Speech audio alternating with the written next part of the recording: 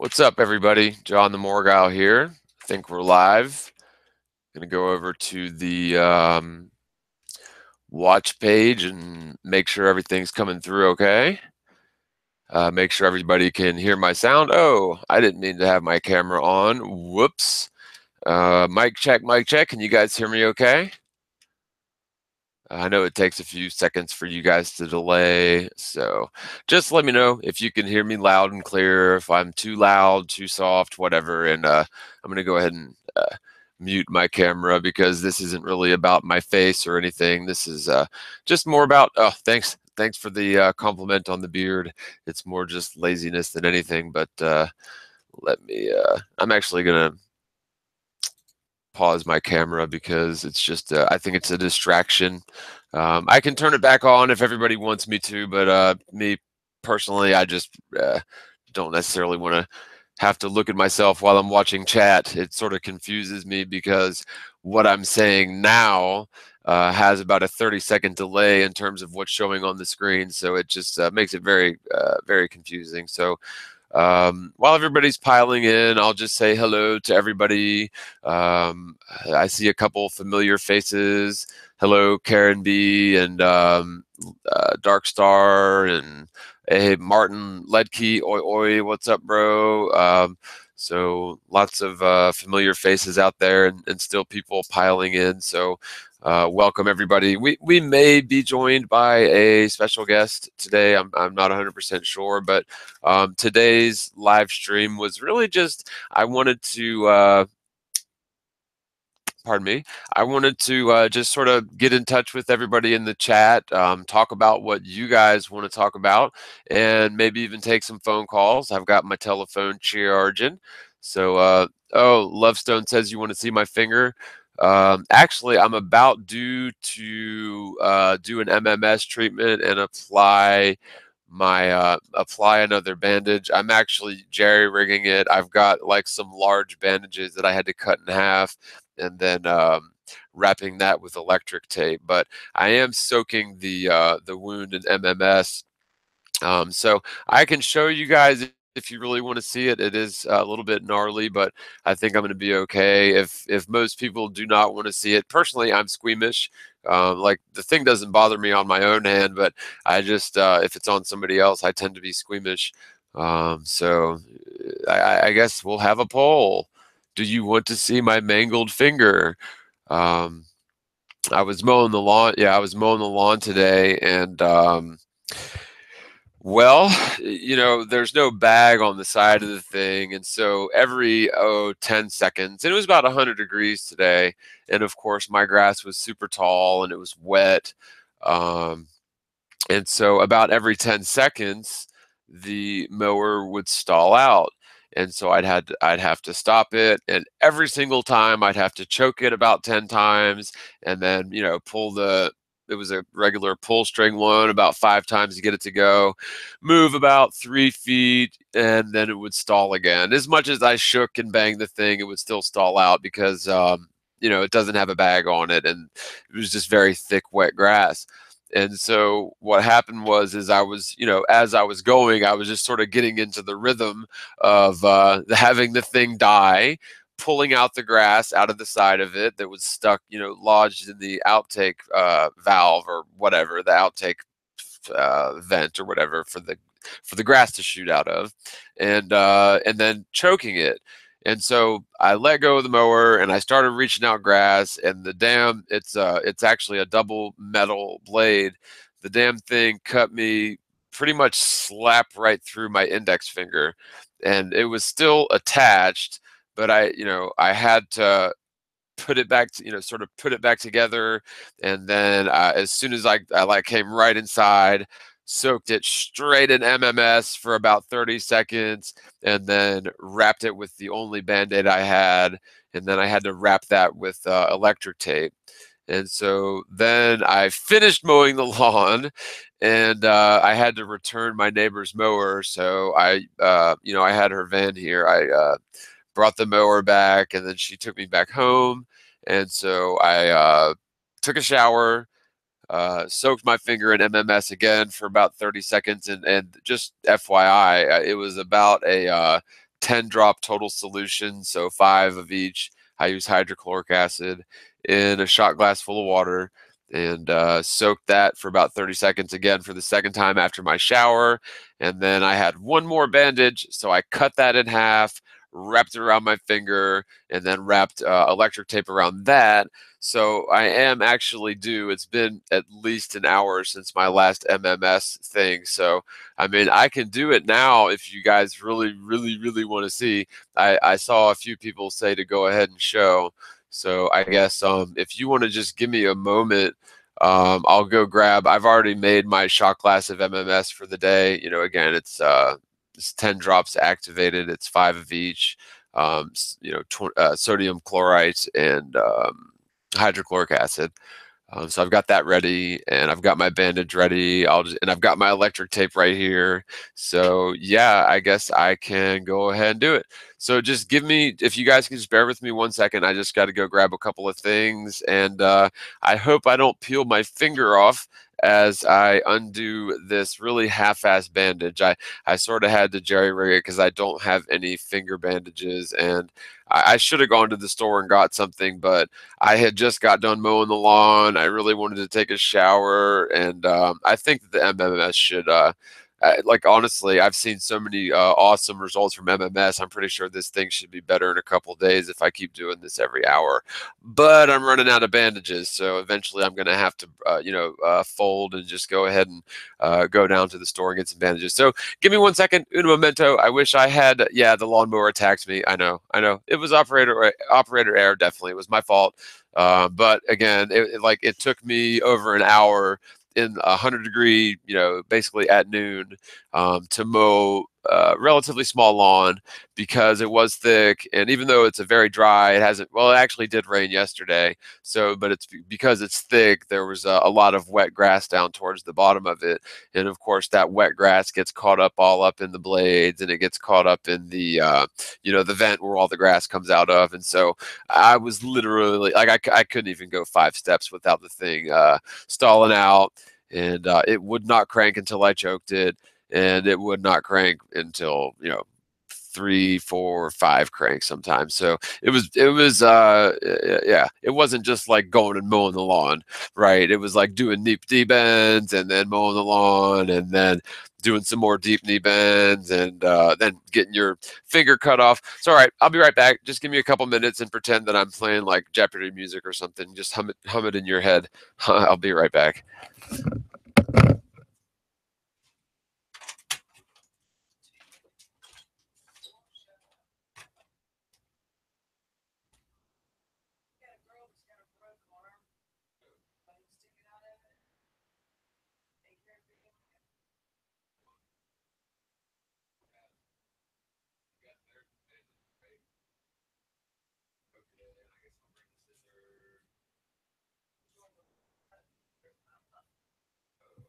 It almost comes flat off. I'm going to turn it on.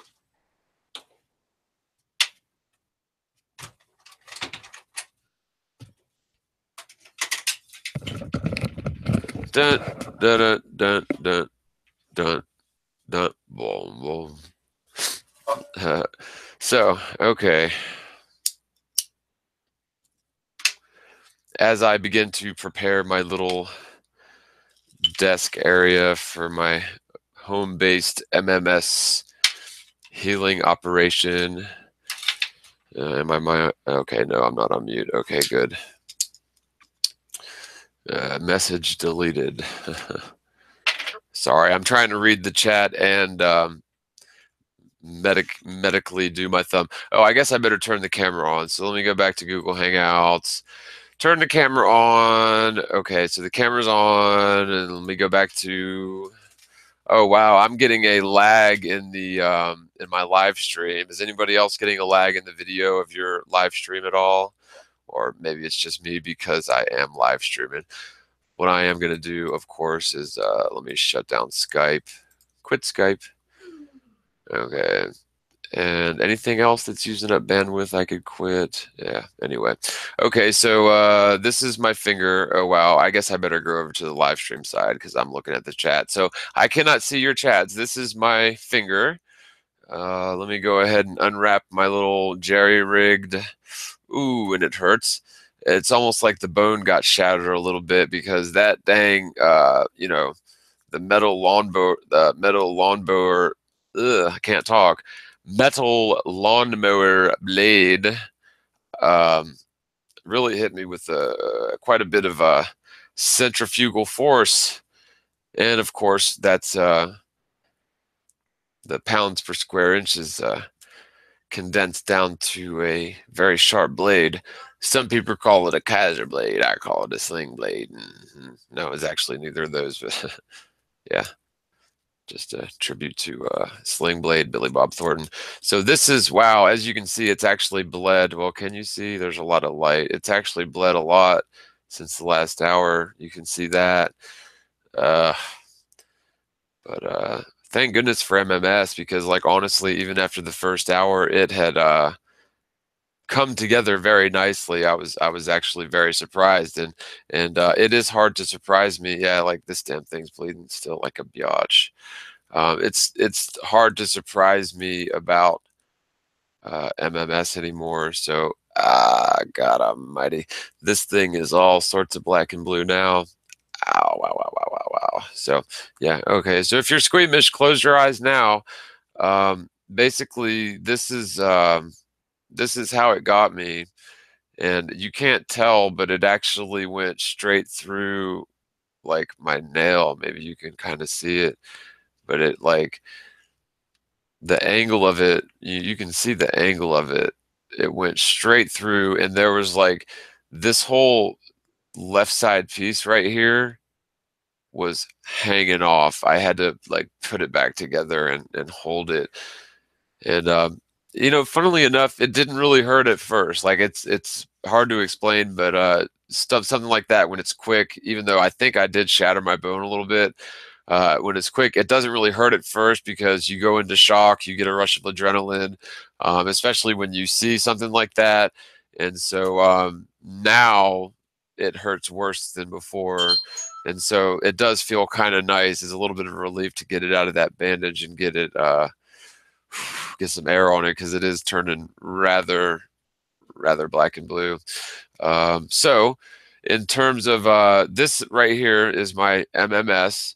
Again, I put 5 or 6 drops of sodium chlorite, 28% solution, and the same number of drops of hydrochloric acid, 5% solution, and in the shot glass dry by itself. And then just sort of stir it around, let it, agitate it a little bit for about 5 seconds, and then just add simple tap water to it. There's Mina. And so what I'm going to do, and this is a pretty strong concentration. Usually, like if you're going to take it internally, you might take 1 or 2 drops internally. But for different things, like I used it for an abscess for a mouth rinse. The abscess was gone the next day. And so for mouth rinses or stuff like this, you might want to use like this is a pretty strong solution. Well, 10 or 12 drops activated in a shot glass full of water. You can tell it's got a yellowish color, and even though I made it about 2 hours ago, it still has sort of a it does have a chlorine type of smell, but it's chlorine dioxide. The end result of that mix is chlorine dioxide, which is not bleach. It's not the same thing as chlorine. And so what I'm going to do is, again, I'm just going to and I can show you my bottles of MMS, but whatever, you guys know what it is. But I'm just going to dip my finger in it. I'm going to hold it there for about 30 seconds. And wow, like you can see instantly, if you can possibly see that, below where like the wound is, there's just like, I don't know, whatever you might call it, infection, or, like, I don't know, white blood cells or bacteria. It just instantly, it just for a second there, it turned like to a milky substance and just floated to the bottom out of my finger. And so I'm going to hold in here for a good while. I know this is probably pretty boring. But you guys wanted to see it, so this is oh wow, can you see that? Like when I move, like cloudy stuff comes out of the wound. So, oops, I just spilled a little. So MMS, I use it for pretty much everything. I'm not going to hold my arms like that, but I'm going to keep my finger in it for a good minute. I use it for everything, and I've been astonished, even on my dog, just all sorts of things. And every time I use it for different things, I'm astonished at how quickly I heal up. Like seriously, it's amazing. And so hopefully, I've got a good. I've played guitar since I was very young, and I've got a guitar coming via, I think, UPS or FedEx or something the next day or two. And so hopefully I'll be able to play it when I get it. Wouldn't that suck if if this finger's still too messed up to play when I get it, because I've been looking forward to it. But so let me take a look at the chat. So you guys got to see it. I'm gonna mute my camera. You guys don't want to see my ugly mug and my beard, of course. But okay, so I'm gonna take this out of the MMS anyway while I've still got you. And it just, you can tell it looks a little cleaner. It still looks pretty gnarly.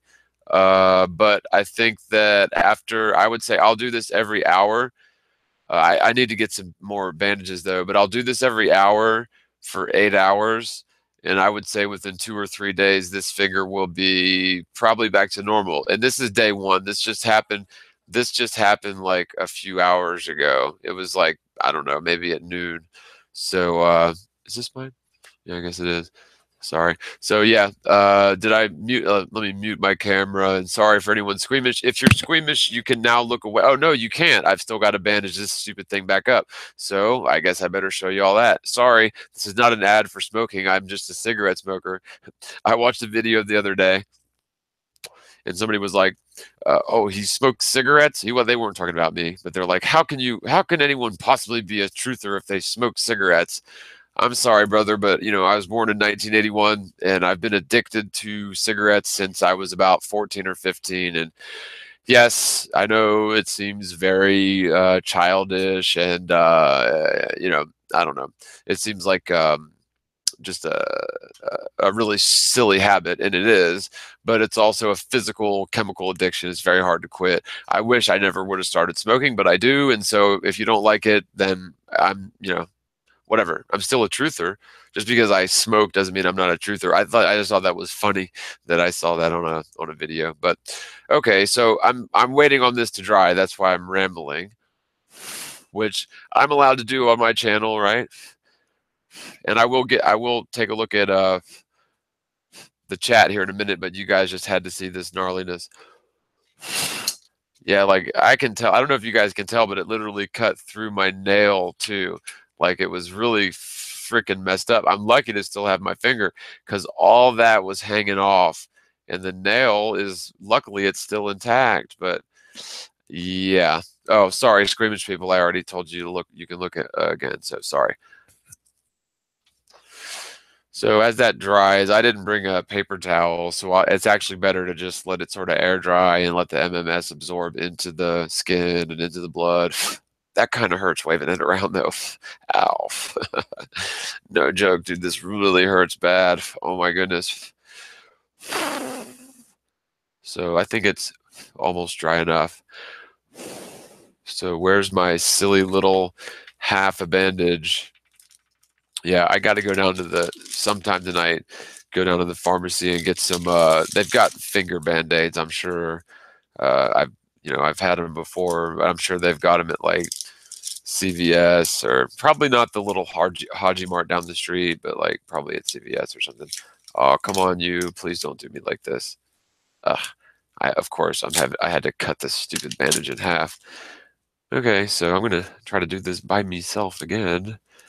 How did I do it last time? Let's see. It's going that way, so I need to wrap it that way. Man. Whew. No fun, guys. No fun at all.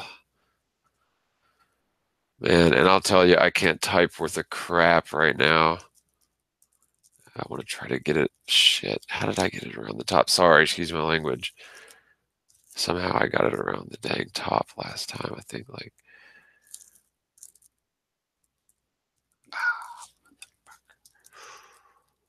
God dang.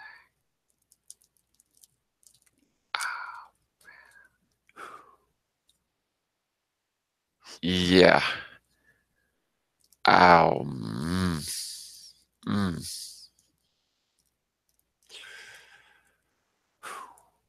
I think I might need stitches, guys, but I just don't feel like going to the ER. I'm gonna give MMS a chance on this because I've seen it do.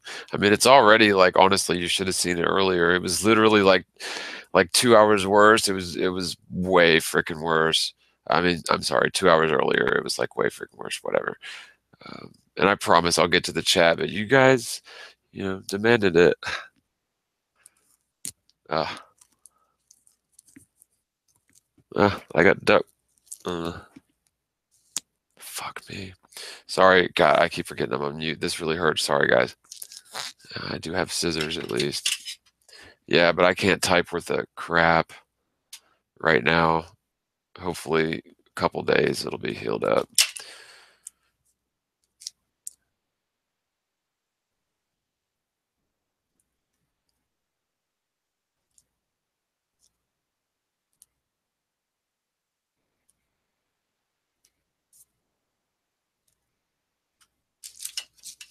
I cut off too much. Whoops. Ah.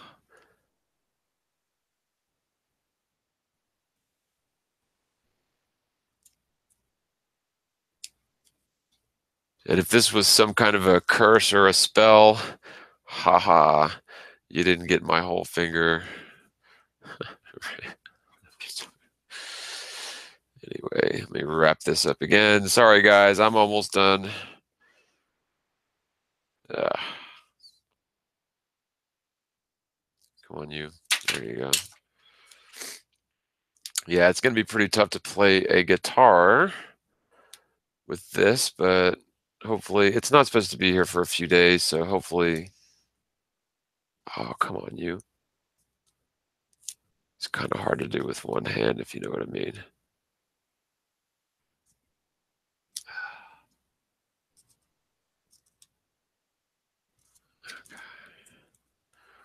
Uno mas, pressurized tapage. Gotta have pressure, gotta have pressure.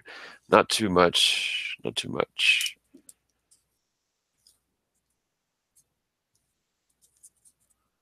Ow. Yeah, see, this is why I think it shattered the bone, because it doesn't just hurt at the tip. It hurts all the way down through the bone. Yeah, I'll just cut it.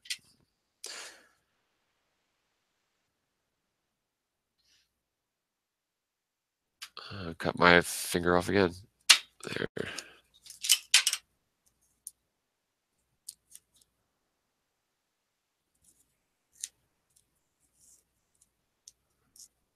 So that is a makeshift bandage until I go to the pharmacy. But the show must go on, right?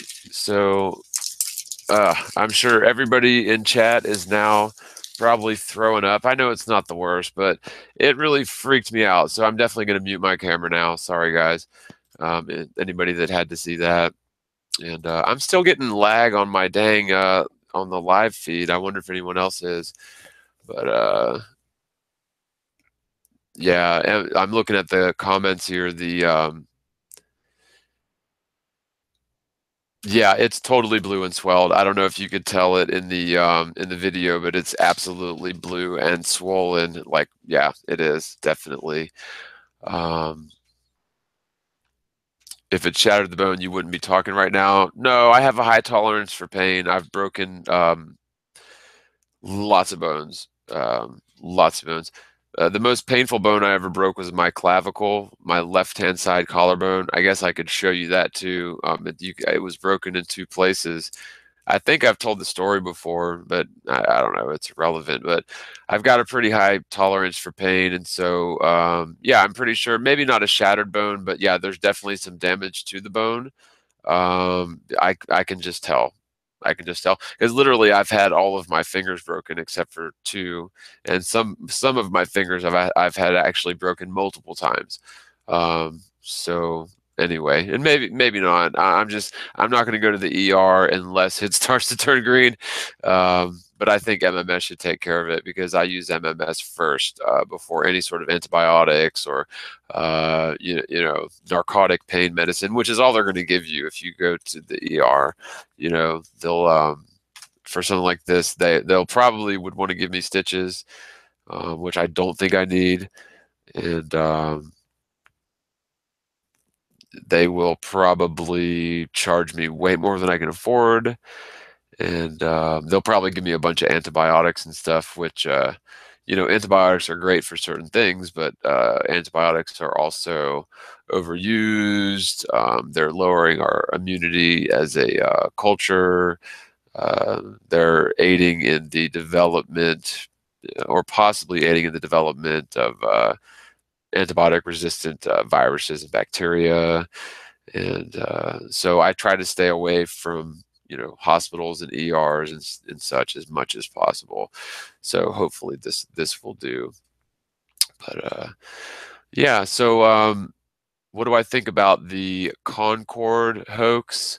Sean Murray Rothband said, and sorry if I missed anybody's comments. I'm doing my best. I should have turned it on to slow mode. What is the Concorde hoax? I'm familiar with the old Concorde plane that they discontinued several years ago. That supposedly, went up higher. It was like a commercial plane that went up higher than all the other planes. But I didn't know. I'm not sure about any specific, Concorde hoax per se. But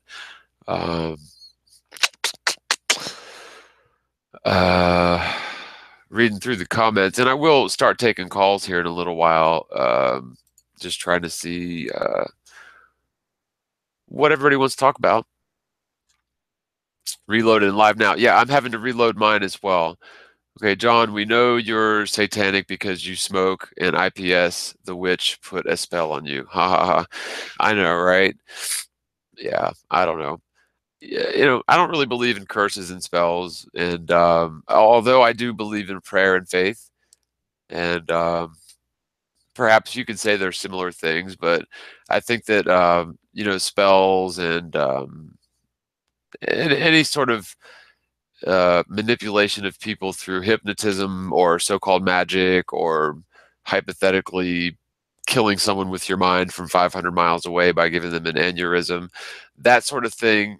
I think that's very different than prayer and faith. I think that our minds are far more capable of what we are led to believe. But at the same time, we have a choice. We have sovereignty over ourselves, at least. And so we have a choice whether to apply our subconscious and efforts to either positive things or negative things. And I think that, faith and prayer are really sort of the opposite of fear and curses, respectively. So, in other words, faith is literally the opposite of fear, because if you have faith, that means that you know. It's not even about believing. If you have true faith, then you know that something positive is going to happen, regardless of the chain of events that occurs. Whereas fear, you know that something negative is going to happen, regardless of the chain of events that occur, right? And so, literally, fear is the opposite of faith. And in the same sort of way, prayer is the opposite of curses or spells or negative applications of our subconscious mind, possibly through training and symbolism. But also, some people I believe, are just gifted with the ability to manipulate mind over matter. And again, I think it's our own free will as to how we apply that. And so, like, when I pray, sometimes for myself and for help, but often I pray for people. Um, and I'm not like boasting or bragging about it, but I think that that's the best sort of prayer, because if everybody prayed for one another and had faith that it would work, then we wouldn't have to pray for ourselves, right? So that's my sort of philosophy. But wow, got off on a tangent, I know. So what is MMS? MMS, it stands for Miracle, and this is from JRX2 Folks. It stands for Miracle Mineral Supplement. And basically what it is, it's just, I mean, it's relatively natural ingredients. There's two main ingredients. The main one is sodium chlorite, and you can order that online. It's usually 28% solution, if I'm not mistaken. And then you have to activate it, and the activator is always an acid. And whether it's hydrochloric acid or citric acid, it's the acid that activates the medicine, and it turns it chemically transmutes the sodium chlorite into chlorine dioxide. And chlorine dioxide is commercially sold as a water purifier. But a guy named Jim Humble, I don't know if it was by accident or through research or whatever, but you can look him up. He's passed away now, but he was the pioneer and the original discoverer of MMS. But he found somehow that the perfect mix. So again, if you're using 28% sodium chlorite, then if you're using citric acid, then you need a 50% citric acid solution if you want to have a drop for drop ratio. If you're using hydrochloric acid, then you only need a 5% solution, and it only takes about 5 seconds as opposed to 30 seconds to activate. But at the end of the day, you're still getting chlorine dioxide. Hang on one second.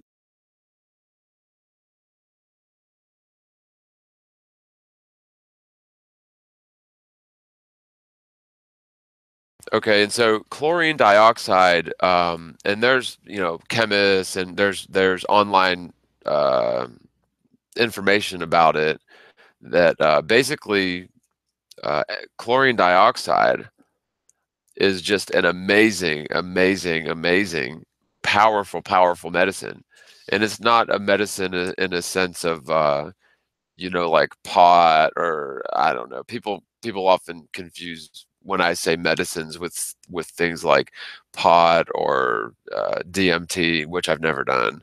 But I literally mean, MMS is just simply a medicine. And there's evidence. You can find a documentary from, I think it's either Africa and or India, where there was an outbreak of malaria. And malaria, if left untreated, is often fatal. It's like 25% of the time fatal. And then especially when you're dealing with, so-called quote unquote third world countries, the fatality rate's much higher because you have malnutrition and that sort of thing, which we also have in the United States. But what they found was that there was a malaria outbreak, and just for sort of and excuse the French, plug your ears, kids, warning, explicit words. For shits and giggles, the Red Cross that was out there, that they had no idea what to do with this malaria outbreak. But there was a few of these people that were familiar with Jim Humble, as well as Dr. Andreas Kalker. It's either Clacker or Kalker. I believe it's Kalker. It's with a K. And you can find them online in terms of chlorine dioxide, MMS, and such.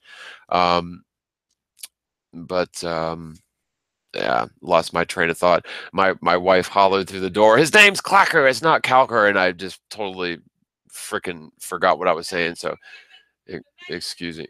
She's still screaming. And so, well, anyway, in this malaria outbreak, they gave MMS in relatively small one-time doses, along with just simply bottled water, to everybody that tested positive for malaria. And also they gave very small doses to the children, even if they tested negative for malaria. And within 24 hours, like 90% of them were healed 100% within 24 hours. Within 48 hours, like everyone was healed of it. And essentially, the Red Cross, from what I gather, brushed this under the rug, and they fired a lot of people because, of course, the Red Cross is just like any governmental. Wow, I think I put this tape too tight. It's starting to really hurt. But the Red Cross, just like any governmental backed or funded organization, which they may or may not claim to be, but they are the Red Cross is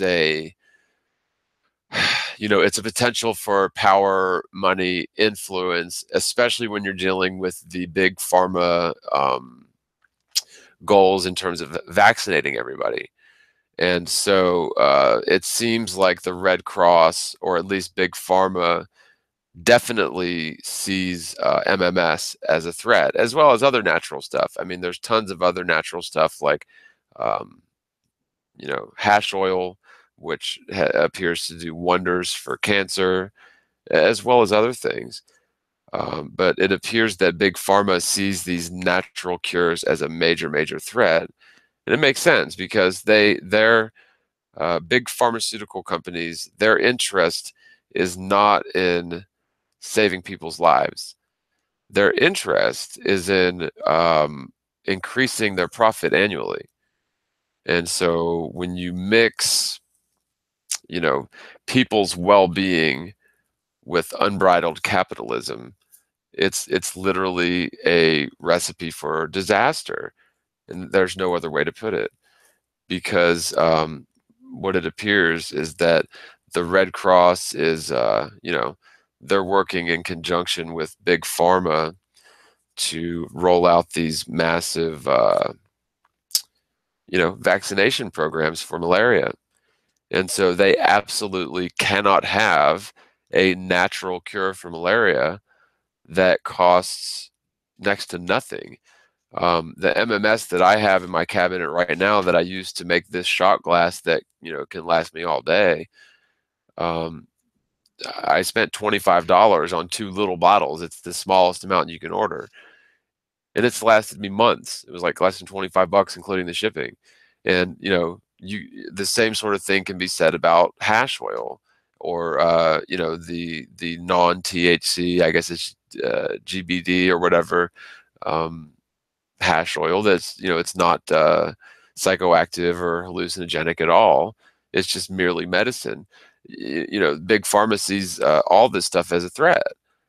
And so, and another example would be apricot kernels, which appears to be very high in B17. And it appears that cancer, all different sorts of cancers, are not a disease. They're a vitamin deficiency, a vitamin B17 deficiency.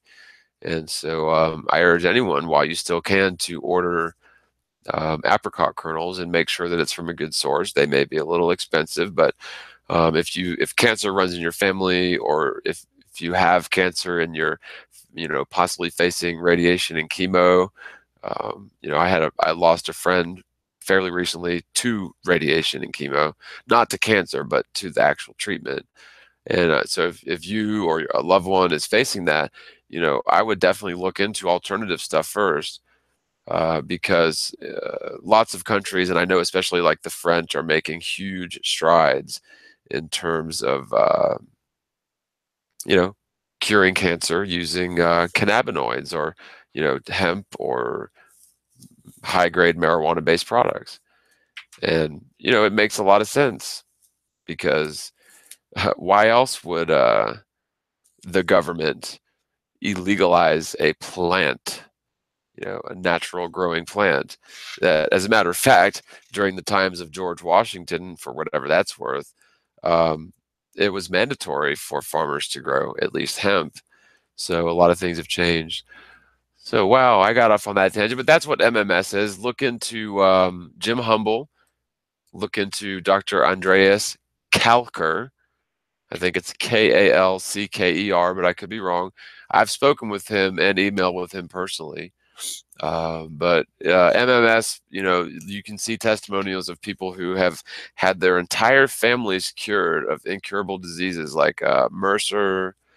Um, I don't know. I can't think of other things. I know that it has really, really, really beneficial effects if you have hepatitis C.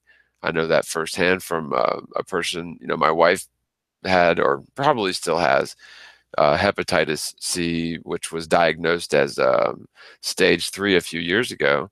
But, we took her through some MMS protocols and her viral loads have balanced out. And she doesn't even take MMS anymore. She refuses to take it because I bought the one with hydrochloric acid. And I've tried to tell her it makes no difference. It's just an activator, but she wants the one with citric acid. So I'll go ahead and do that too. So, yeah, I don't know, Bob. I know Bob told me yesterday to put the chat on slow mode, and I just absolutely didn't think about it. But again, I had like 7 minutes to get this thing going, and I literally almost lost a finger. That's why I pushed. I was originally going to do this at 4, but yeah, it got pushed back, and actually, this thing is starting to freaking hurt worse and worse. I think I may have put this bandage on a little bit too tight because it's like really, really hurting worse than it was before. Well, would you help me, please? Because it's really hard for me to do it with one hand. So Clayton Denchuk, a penguin head. Okay, I'm live on the air though. Thank you, babe. Ow, that really hurts because the bone is. I think that there's something wrong with the bone. Hold on, let me see. Okay, so Clayton Daychuk says disease is our long lost shadowy friend of death. I don't understand that. Disease, all disease means is like basically not at ease. It's funny because there's so many medical terms they're just like Latin. Well, not in the case of disease, but they're like Latin words for they're Latin words for exactly what they mean. So, for example, if a doctor diagnoses you with dermatitis, what that means is you have a skin irritation. That's what dermatitis means. And doctors, no, it's still very tight. I think it was the original bandage. And so doctors will still diagnose you with dermatitis. Be very careful. Be very careful. It hurts like a bitch. I was a nurse. Doctors will diagnose you also with arthritis, which guess what that means? It means joint pain. So like duh. And of course, yes, you have rheumatoid arthritis, and yes, there's different things behind it, but yeah, disease is just like a way of saying, I don't know. Disease is our long lost shadowy friend of death. That's a quote again from Clayton Denchuk. That's a very, I don't know, it seems like a disturbing message to me. I don't know why. You really don't need that tape on it. It needs to air out. Yeah, I know, but I think I put this whole thing too tight. Can you please unwrap it and just kind of put it a little bit more loose? I'm doing it. It's really hurting worse than it was before. Well, it's going to hurt. Yeah, I know. And Omar Cardona says no pressure. I mean, pressure equals no blood. I know, but I think I've cut off too much circulation. Yeah, she's loosened it up. It was hard for me to do it by myself. Keep the finger immobile. Yeah, I am keeping it immobile. Thanks, guys. Yes, hello to Bob in Hawaii. Indeed, I'm so jealous. So anyway, but have I considered another? Yeah, just go ahead and no. This was supposed to cover that up. That's what I'm doing. No, not the tape. The That's non. how you had it. No. I had the non-stick padding on the wound.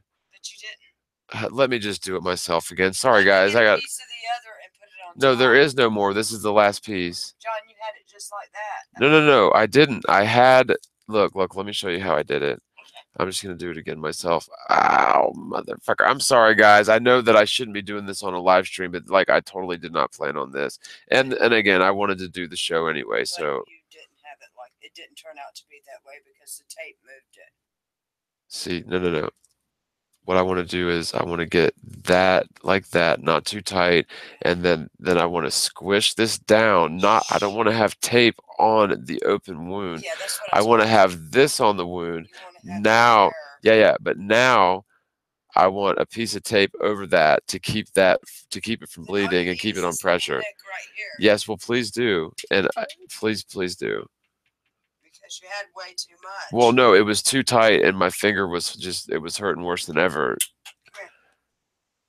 Sorry, guys. I'm coming right back on. I'm just trying to retend to my finger. I put it on way too. Yeah, but don't get that sticky shit onto my wound, please. Like, cover this up. You're going to need more tape than that. Just a little bit more. I've got a whole thing. Look. Check this out. Take this and look. Cover up this part of it. Whoa. No. I want. I've got the same piece you're going to cut off. No. Please, just look. Cover up the top of it with the bandage part, please. Okie dokie. No, don't cut anything. Cover this up like that, but squish that bandage in sideways with your fingers, not the scissors. No. Squish it like this, please, so that it covers up the top. Do you see what I'm saying? Yes, please just squish that. I only have one hand. Squish it tighter. On the top, not my finger, the top of the bandage, like that. Move your hand up, squish it tighter. Okay, now I'm going to cover this up with tape so that it don't come apart. No, just thank you. That's it. Thank you. Now cut that right there. Let's don't make it so tight. No, I'm not going to tighten up no more. Cut it down there. Well, cut it there. Excuse me? You are so very empathetic. It's like amazing. No, incompassionate because I was a nurse. Well, but I need to go to the doctor. I think I need to go get a stitches. It's getting really, worse. That doesn't need a stitch.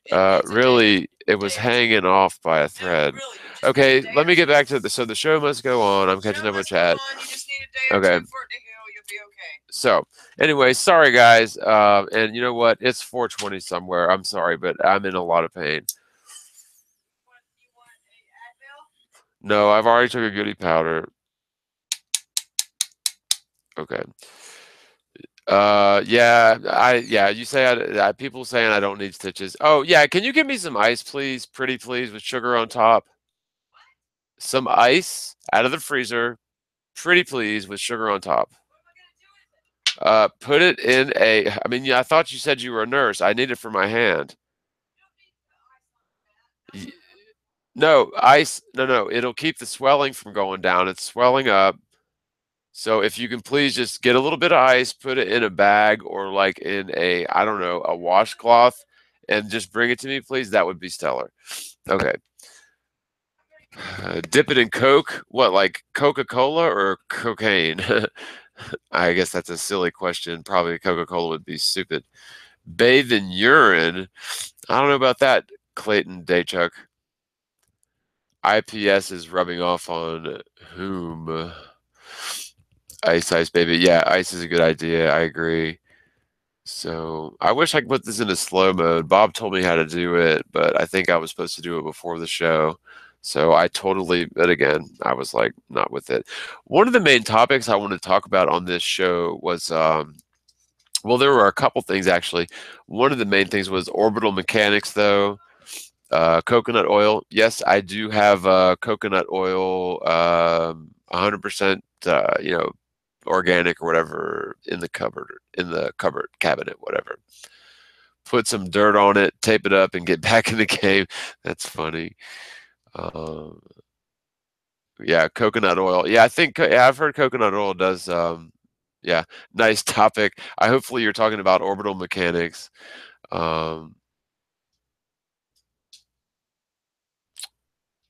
Coconut oil is fake. Well, no, the coconut oil I have is real. I mean, I've never used it in terms of medically, but the coconut oil I have is definitely real coconut oil. I don't know if it's worth anything medically, but whatever. Here, what? Thank you. Okay, set it there. Thank you so much. Now just put your finger on it like this. Yeah. Thank you. I appreciate it. Okay. All right. So in terms of orbital mechanics, yeah, I know. In terms of orbital mechanics, and I don't know if you guys, maybe we should call in. I mean, because like I love to talk about stuff like orbital mechanics, but maybe you guys don't. So why don't I do this? Instead of trying to, because I was writing about orbital mechanics in my book the other day, and I thought that it was going to be a really, I don't know, it's a really interesting topic to me, and I think it's a really good proof against heliocentrism. Also, the other thing that was I mentioned in a video, and somebody did a good job going through the mathematics of it in terms of the expected double dropping effect due to alleged Earth curvature, as well as the laws of perspective in terms of long distance landscape photography. So there's a couple things. Oh, wow. Thanks, Cody Greer. I appreciate that, buddy. Towards more weed for the pain. Yeah, I don't. I took a goody powder and it didn't help. And I usually, well, it's a Saturday afternoon, so I won't say I don't usually, well, someone who isn't me doesn't usually smoke weed on Saturday afternoons. But yeah, this, I'll probably make an exception.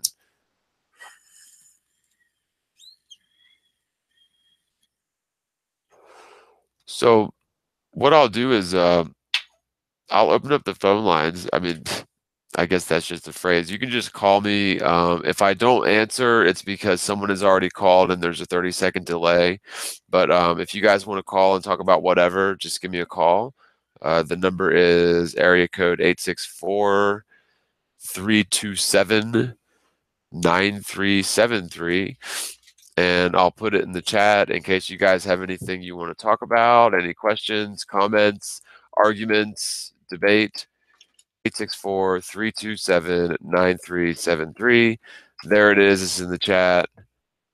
And I'll put it again, 864-327. Oh, well, we've already got somebody ringing. So if I don't answer your next call, it's because I've already gotten on the first call. And this call is coming from 516 area code. Hello, this is John. What's up? Hey, John. What's going on, brother? Hey, Christian. What's up, man? Hey, I got your message today about the rainbows. I was really just kidding about the dome. That part was really just a joke. I don't deal with too much speculation. No. But it was a good question. And did you know that I'm live streaming right now? You're live?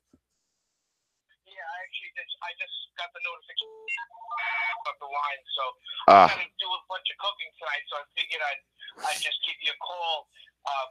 Before I wouldn't be able to later on. Right. No, and that's a good point. I'm glad that you brought that up because this is something that has been, kicked around a lot by flat earthers and such.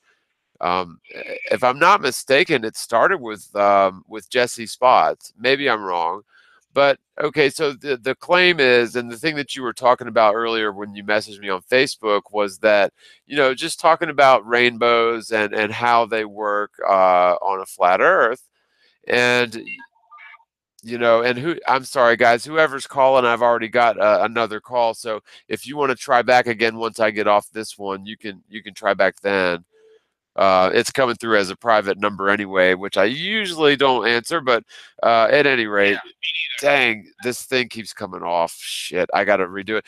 But okay, so the question has to do with rainbows, and there was a lot of speculation and claims going on that rainbows are proof of a dome, because in order to have a rainbow you have to have a source of light and a mirror. And the whole claim, which to me is just completely logically repulsive, is that the mirror which allows for rainbows is quote unquote the dome. And first of all, when I hear things like the dome, to me that's tantamount to hearing things like the edge that you will sail off of if you go too far, right? I mean, and not saying necessary. Think of like Lord Stephen Christ has talked about a glass sky, and it's a little bit laughable to me, but I mean, whatever. I can't prove anything. Right. And you know, not necessarily saying that there isn't a dome, but what my point is that there just absolutely is not enough evidence to support the notion of a celestial physical dome. There just simply is not. And in terms of, you know, what is the reflector, what is the mirror that allows for rainbows outside? Well, it's simply the atmosphere. It's very, very simply the atmosphere. And you know, the reason that this is obvious is because even if there was a dome, that dome during the day would not be visible. The sky turns blue and opaque, and somebody keeps calling. I'm sorry, guys. The sky turns blue and opaque at very short distances during the day, and it also reflects light. The atmosphere reflects light, and so there is your mirror. The apparent sun is the source of light, and it perfectly explains rainbows without a dome. And people have used this as well as you know, several other you know, just very ill thought out quote unquote proofs of a dome. Rainbows is one of them. I think meteorites was another one. Like, people have claimed that meteorites are chunks of the dome falling off, which, you know, even if that's true, there's no proof for it. But hey, listen, man, there's somebody that keeps, like, is just calling from a private line. I have a sneaking suspicion I know who it is, but let me let you go. And that was a good question. I'm glad you brought it up. Unless you had anything else real quick. Yeah, actually, that's not even what I wanted to ask you. I mean, I'll let you get to, I mean, you gotta get to the call. No, they're just, I think it's a troll and they're probably just blowing me up. And maybe it's just somebody that doesn't know that I've already taken a call. But just go ahead, man. Yeah, we got all the time in the world. Whatever. Okay, this is the thing. I know I sent you a link to a video. I'm really bad at demonstrating it, but it's I made a video, and someone even sent a link in the comment section where somebody did a much better example of of my thought. So it's good to know somebody else had this thought. I mean, I was kind of hoping maybe I'd be the first person, but you know, it's just wishful thinking. But here's the thing: my concept was this: is that what inspired the thought was Rob Skiba's second balloon launch, and it's just like anything else. If people want to see a curve, they see a curve. People want to see it flat, they see it flat. I see it flat, but here's the thing: any slight bit of curvature that you might think you see, where I began to think was, well, wait a second, we're shooting a balloon up. The sun is local. Okay, so therefore we're not shooting a balloon at nighttime. So as far as you can see, it's got to be within the. You're basically underneath the sun somewhere, and you know, you're basically in that realm of where the sun is shining. The best, you know, I kind of tried to do it with a light, with a flashlight. But if I had a round bulb, either way, like a flashlight's just going to make a round circle of light. But either way, even if I had to put a round ball of a light on a stick and somehow hover it above a surface, my point is that the light is going to go out in all directions. Eventually, the thing is, the light doesn't shine in a square; it shines in a fucking circle. Right? I mean, even if it's blurry, even if it's not a hard lined edge, from far away, that light is going to converge to some point. So what I'm saying is, my point is, even if we're on a flat surface and you're looking out to as far as light, like we're talking about the sun's light is breaching. So wouldn't you still see a slight curve? So wouldn't that be an answer for why the people that still believe in the globe are saying, oh, well, this I see slight curvature. They was going to put a red line across this. Oh, look, there's slight little bit of curvature. The thing is wouldn't it be inevitable that there would be a little bit anyway due to just the physics of light going around in a circle in all directions? Do you understand what I'm saying? Yeah, I mean, I'm following you, but the same person just keeps calling and calling and calling. So like every 5 words you say, I just hear beep, and I'm sure everyone else hears it. So yeah, it's like really annoying. But like, mate, can you? I was sort of following you, and I know that light is you know, it's just something that it does all sorts of funky things that we don't expect. But just maybe try to go ahead and explain. This person keeps calling, but try to go ahead and explain it one more time. Again, I'm sorry. Okay. Shit. I mean, I don't know if I did send you a link to the video. Okay. We send up a weather balloon, you know, above the surface of the Earth, a flat plane, okay? The sun's light is shining out in all directions in 360 degrees. It's still going to be basically a circle. Even if it's a fuzzy edge, it's still a circle of light. So when you look out, even if you're in a weather balloon 200,000 feet up, the threshold of light in which you would see would have a bit of a curve to it. So it would not be somewhat of a response or an answer to people that still believe in the globe seeing curves. They, oh, look, there's curvature. They put a line across the screen. They see it. I mean, wouldn't you know what I'm saying? The threshold of light would have a curve because it's a local sign. You get it? Yeah, and you know, I think that one of the biggest, and this applies to globe earthers as well as some flat earthers. One of the biggest problems that we have is we try to say that the sun can't do this or the sun can't do that. You know, like whatever, you know, matrix or whatever projection you're looking at.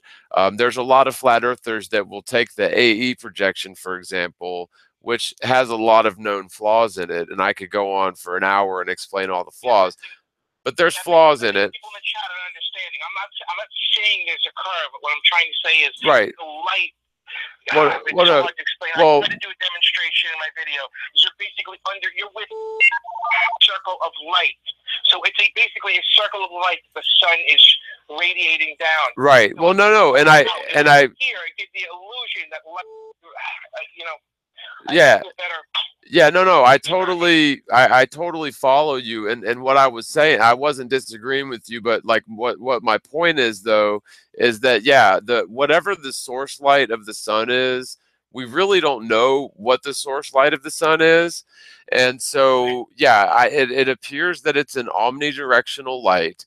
And it apparently appears subjectively to people based on the atmosphere and based on refraction and lensing and scattering and possibly magnetic influences and just all sorts of things.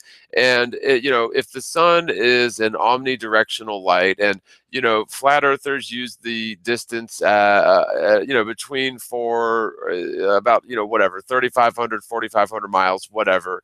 But that's based on plane trigonometry or plane triangulation. And the problem that I have with that is, you know, it goes all the way back to Eratosthenes' original experiment.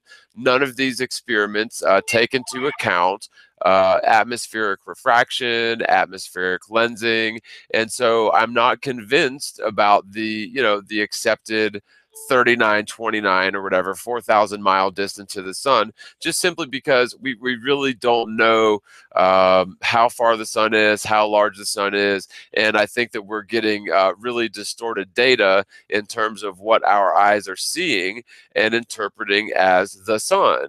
And so a friend of mine and I were talking earlier today about, like, okay, you know how if you're walking along the beach near sunset, and that perfect line of light, you know, in the water, coming from, you know, the reflection of the sunlight on the water, like at sunset, as you're walking along the beach, that line of light follows you everywhere you go, and it follows everyone else where you go. But the thing is, which is kind of a strange observation, is you don't see that reflection all over the water. So that proves that what we see as the sun is a very much a subjective thing. And so, you know, some flat earthers will pick apart the AE projection, you know, and they'll start measuring far south distances east to west and saying, oh, this distance is, you know, 25,000 miles or whatever. But of course, they're either completely ignorant of the AE projection matrix, or they're being intentionally deceptive. But then they'll carry on and say, and the sun can't do this, and the sun can't do that. But see, how can we say definitively what the sun can and cannot do if one, we don't know what the sun is. Two, we don't know how far away it is. And three, we really don't know all of the variables that sunlight has to travel through before it reaches our eye. And furthermore, our eyes are convex lenses. And so our eyes serve us very well on the local physical plane, on the local level. Our eyes serve us very well. But in terms of celestial lights and what's going on up in the heavens up above us, our eyes can potentially be fooled in a sense that light can do just all sorts of crazy things that we wouldn't expect it to do. So yeah, I think I follow you. And if you have a video or a link to the video, if you want to either Facebook it to me or. Can you give me a wrench and I'll throw it in the chat unless you don't trust me the wrench? Yeah, no. Go ahead and make a comment real quick, and then I'll pass you a wrench. Okay. All right. Hey, George. See it. Yeah. Someone says, riddle me this, flat earth is 33 in numerology. And I would just ask, is that Chaldean? Is that Hebrew? Is that what type of numerology? Because the funny thing is like, honestly, you can find hidden numbers and occult numbers in everything. Yeah, especially if you apply it to all of the different numerologies just to see. I mean, that's grasping at straws. I mean, it really seems like you should stick to one numerology that is got it. To make sure your shit doesn't have the 33 now. You gotta, like, before you even come up with a screen name. Yeah, no, that's ridiculous. To me, that's ridiculous that we should have to check Pythagorean, Chaldean, the Crowley, whatever, all these different numerologies, which to me, yes, Freemasons and stuff or whatever, they may communicate through numerology, but I don't. And frankly, you could probably find numerology in the Cat in the Hat book. And by the way, the author of The Cat in the Hat had a list of 50 something words that he had to choose from where he could use to write that book. Listen, Christian brother, let me let you go. Yeah, this person keeps on calling. So, oh, did you comment? Did you comment? Yeah. Oh, okay. Yeah, hang on. I just saw you, and then it went up too quick. Hold on. Yeah. I'm looking. Hold on. I'll do it again. I'll write yo. Yeah, because so much stuff just happened.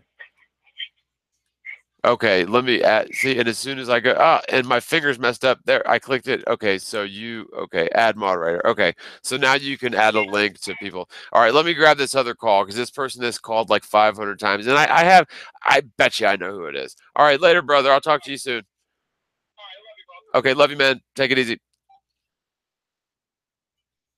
John's Donkey Service. We haul ass. Hi, John. Can you hear? I can hear you.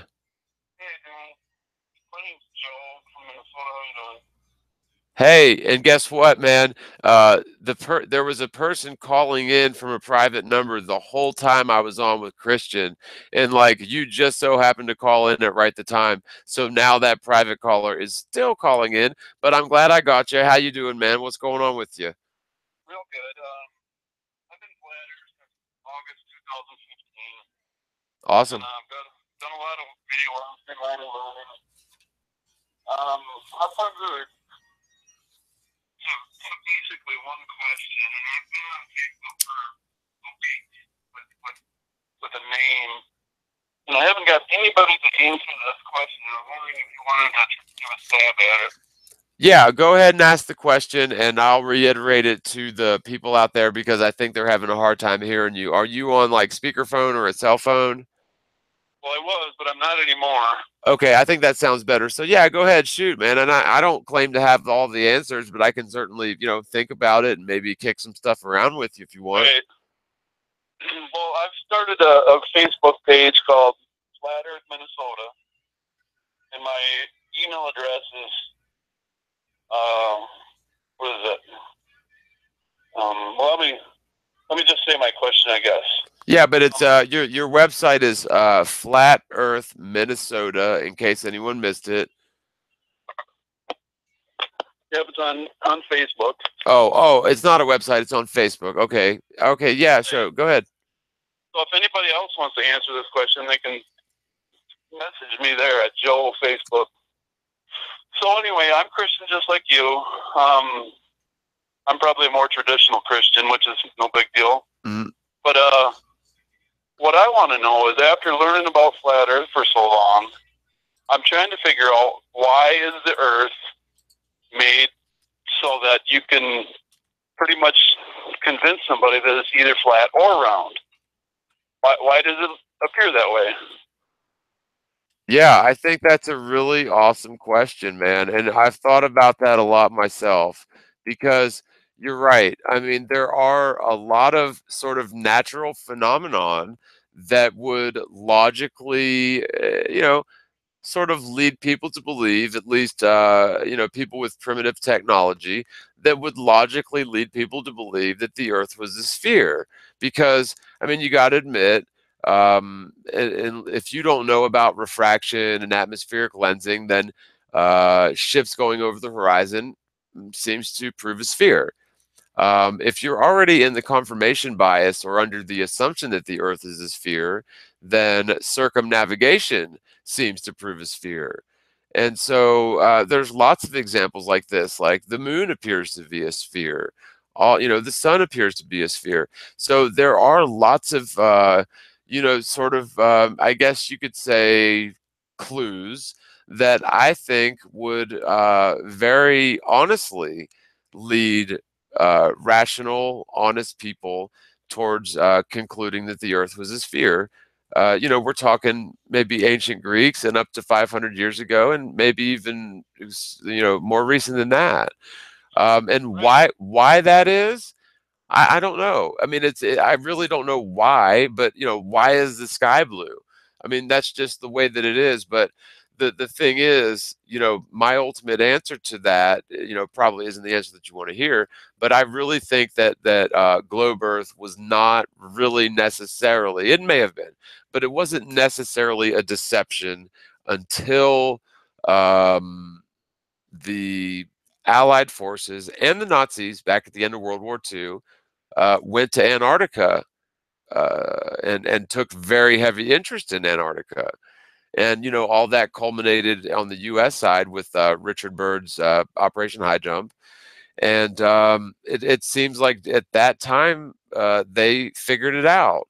If there was any question in their mind prior to then, and I think a lot of people probably knew the Earth was flat prior to then, but it became obvious in military circles, and just lots of people in lots of different countries realized it.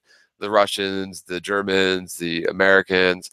And so it seems like at that point they made a decision, because let's just say we have the ability as a collective community, as millions of sovereign people who are in charge of the government. The government is not in charge of us. If we had the ability to simply up and leave this place, well, then guess what? Their entire debt slavery construct, their entire mass mind manipulation construct would crumble. And so they want to guard the globe with everything they have. And furthermore, if they have to concede the globe, then I'm convinced that they will try to cap us in a snow globe or inside of a sphere. And so, I think that the great deception, because you mentioned traditional Christian, and I think that I'm probably the most quintessential traditional Christian, in a sense that I strictly follow the teachings and walk in the path of Jesus Christ. Whereas traditional religion is more about the customs of men, the laws of men, and frankly, a great deal of corruption in most of the large, super conglomerate mega churches, the Vatican certainly notwithstanding. And so, to me, being Christian, this day and age means being completely anti-established Christian religion, because there's a huge chasm between Christ's teachings and Christ's example and what's actually going on in most of the churches.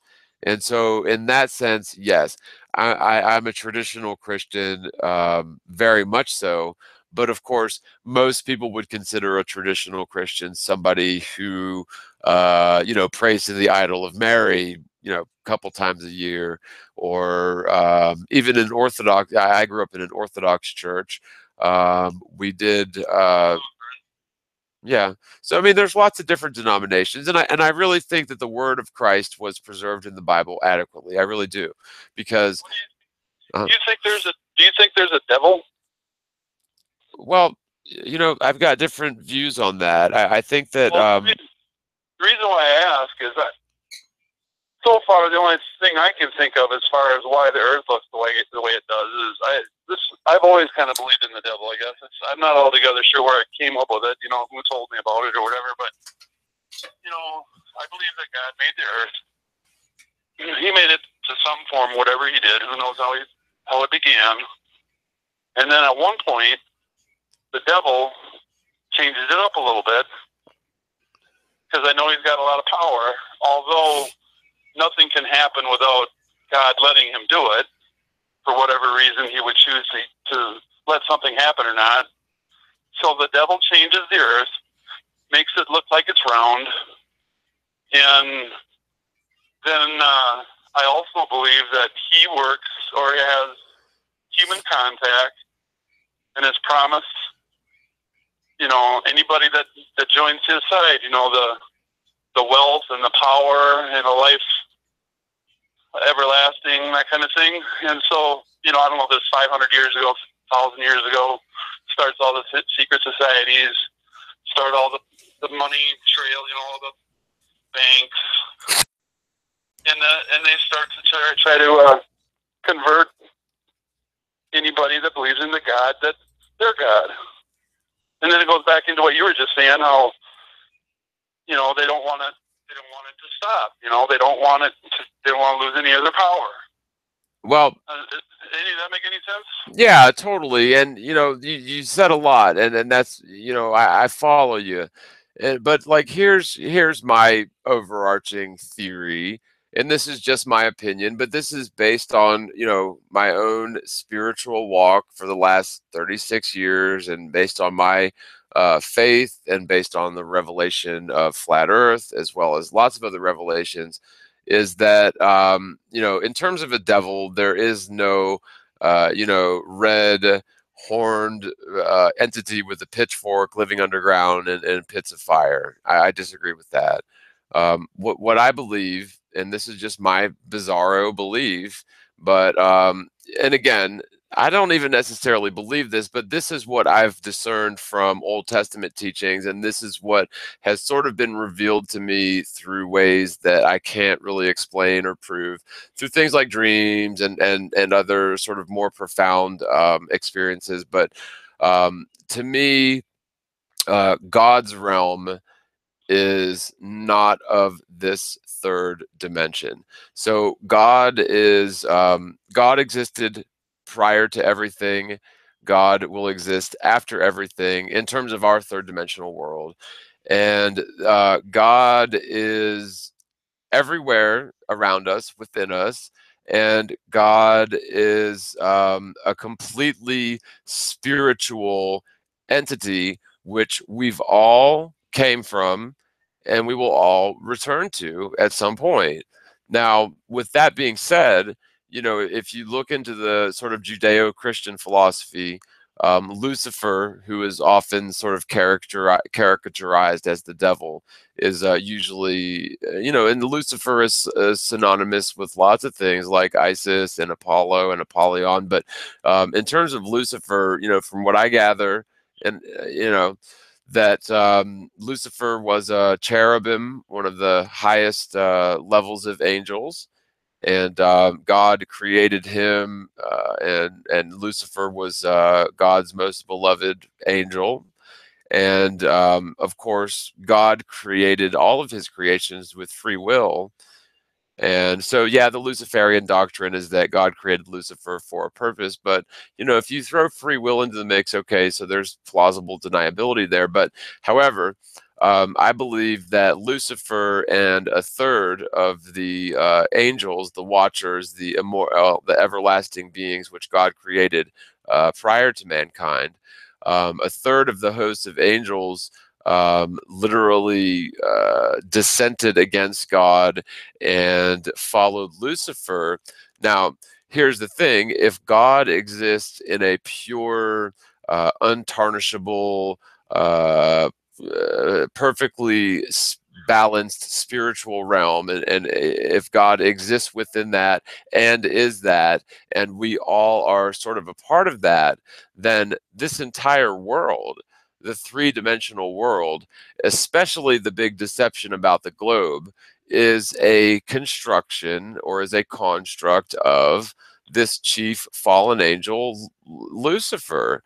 And there's circumstantial evidence to back this up. I mean, if you look at all of the anti-human agendas going on, everything from poisoning our food, poisoning our water, strip mining our mountains, poisoning the oceans, intentionally interfering with the upper atmosphere and putting poisonous gases, even chemtrails. I mean, you could go on and on and on. Even things like, and I'll catch a lot of flack for this, but there's been a concerted effort to confuse children about their gender identity for decades. And so you've also got Planned Parenthood, which is nothing but an abortion clinic. It's got a nice fuzzy name to it, but Planned Parenthood is an abortion clinic. And so you have all of these really just absolutely negative, anti-human things going on in the world, and they all appear to be separate entities. Another example would be the Federal Reserve Bank. That's basically stealing our sovereignty from us, making us debt slaves. That's pretty anti-human. I mean, everything. The government doesn't represent us. The schools don't teach us. They indoctrinate us. And basically, the mass manipulation programming is gearing everybody towards anarchy. If for example, the dollar collapses or if the grid goes down. And so you have all of these anti-human agendas, which I believe are dictated from the top down, from entities like the Bilderbergs or the higher echelons of Freemasonry, and whether that's entities like Skull and Bones, where we've seen a couple presidents and runners up, and all these different secret societies all over the world. That it's a very anti-human agenda. However, all of these sort of wedges or pyramids of power, they all culminate in a central hub. So like if you take all of these pyramidal power structures that I've just mentioned and put them together like a pie, then the center of that pie, you've got a common group of people who dictate orders by decree from the top down. And honestly, as anti-human as this group is, it's really hard to believe that they're just greedy. To me, it makes far more sense that you would have some sort of a extremely powerful and beautiful. That's another thing, Lucifer or Satan. People have this caricature of him being this ugly, horned, tailed, hoofed creature, but by all accounts, Lucifer would probably be one of the most beautiful creatures you'd ever lay eyes upon if you could bear to see him, because allegedly if you look at a cherubim, you'll just burst into flames. And so that's a big misconception. However, if there's an entity like that, whether it's spiritual entity or a physical entity, and by the way, I did some research. The old 666 thing in Revelation is actually 603 score and six. And if you convert that to a social security number, it's 600600006. And I did a little research, and guess what? The 600 social security numbers come from Arizona.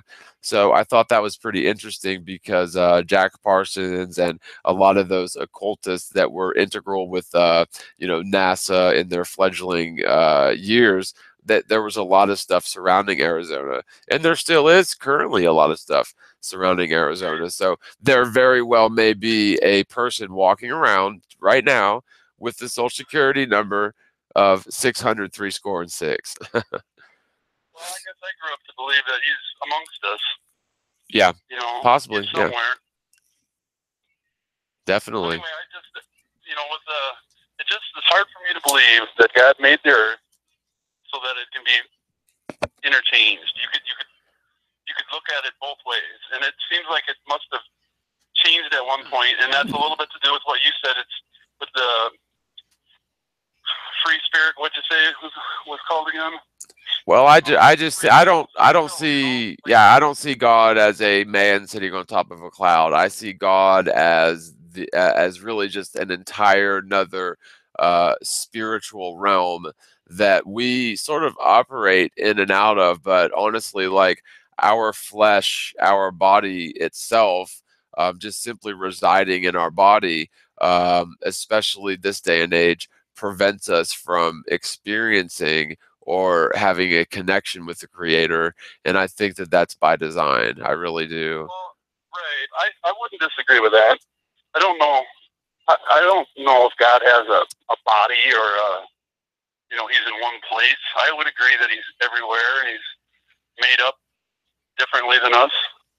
Right. Well, really and what I'm thinking, though. you've got that whole passage though that God created people in his image, but what if God doesn't have a physical body? What if God is merely, well, I don't want to say merely, but what if God is a spiritual entity that has control over not only the three dimensions, but also the fourth dimension, which is almost certainly time, as well as possibly higher dimensions?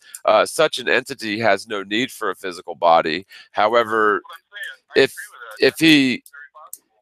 God created us in his image, what that could really possibly mean, if you're going to take the Bible literally, is that we are all part of God. I mean, we're all part of that sort of spiritual realm. And, I've died before when I was very young, and I've come very close to death many times. And honestly, when I left my body for a brief period of time, I was conscious, and there was no pain, there was no fear, and I just really feel like so many people are yoked to the materialism of this world that we're all so afraid of dying. And of course, that's a natural thing. That's a human instinct. However, I just think that I honestly believe that death is merely a step towards another way more interesting realm that hopefully, if we live our life right, then we essentially become one with God, the creator. And I think that's really beautiful. Can I prove it? No. But do I believe it 100% in my heart? Yes. And do I think that Jesus Christ himself was teaching this exact same thing? He absolutely was. Jesus Christ never told anyone to worship him. He was very simple. He was also very much against the structured, institutionalized religions. And so, to call the sort of things that I say in this context anti-Christian is ridiculous, because it is very, very much in the spirit of Christ. Right. I agree with all that. Yeah, man. It's just, if anybody has any theories or thoughts on what they think, why it would appear to be both ways. What's the purpose of it to do that? I mean, well, just like look at the stars rotate. Yeah, look at the There's so much glue that make it look like it's round. Well, and now that we're, I truly believe that you could have made flat Earth a lot different, Well, but then we wouldn't have an atmosphere or a sunrise, right? I guess he could do whatever, but yeah, I see what you're saying, but the thing is, though, like, honestly, the Great Deception was prophesied thousands of years ago, and I don't think that people arrived at a globe Earth conclusion strictly by deceit. I think there was some deceit involved, but you're right. I mean, there's lots of circumstantial evidence that's fairly convincing that we live on a spinning sphere. But then when you get into the model and you this heliocentric model, and you actually start scrutinizing it as a rational adult, as opposed to a toddler, when we all, are forced to rationally scrutinize it, and then all of our arguments are quashed immediately. As a rational adult, when we look at this, and I'm really sorry that my grandparents and their parents never had this opportunity. But when it's presented to us that there is an alternative, it becomes so obvious. And to me, this is just yet another affirmation of the validity of biblical prophecy. And there's lots of other reasons why, but yeah, why is it like that?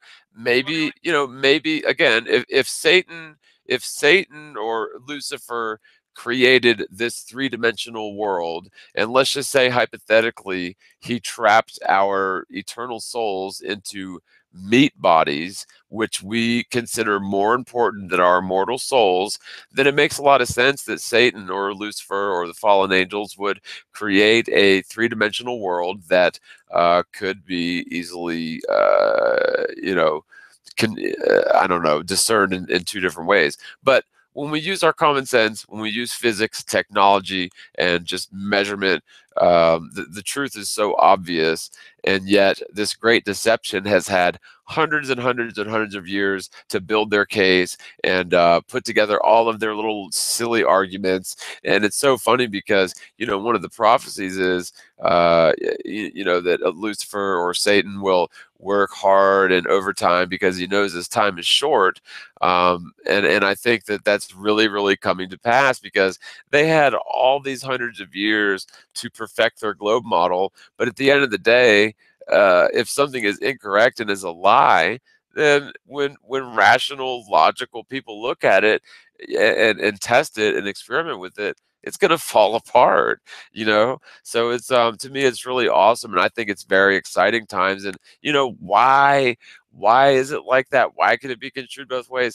I don't know. I mean, that's just my theory. If you took an engineer and he drew up these blueprints for this great big huge skyride, 100 stories. It was perfect. But then he gives it to somebody to look at it, to review it, and the guy goes, "How come it goes sideways?"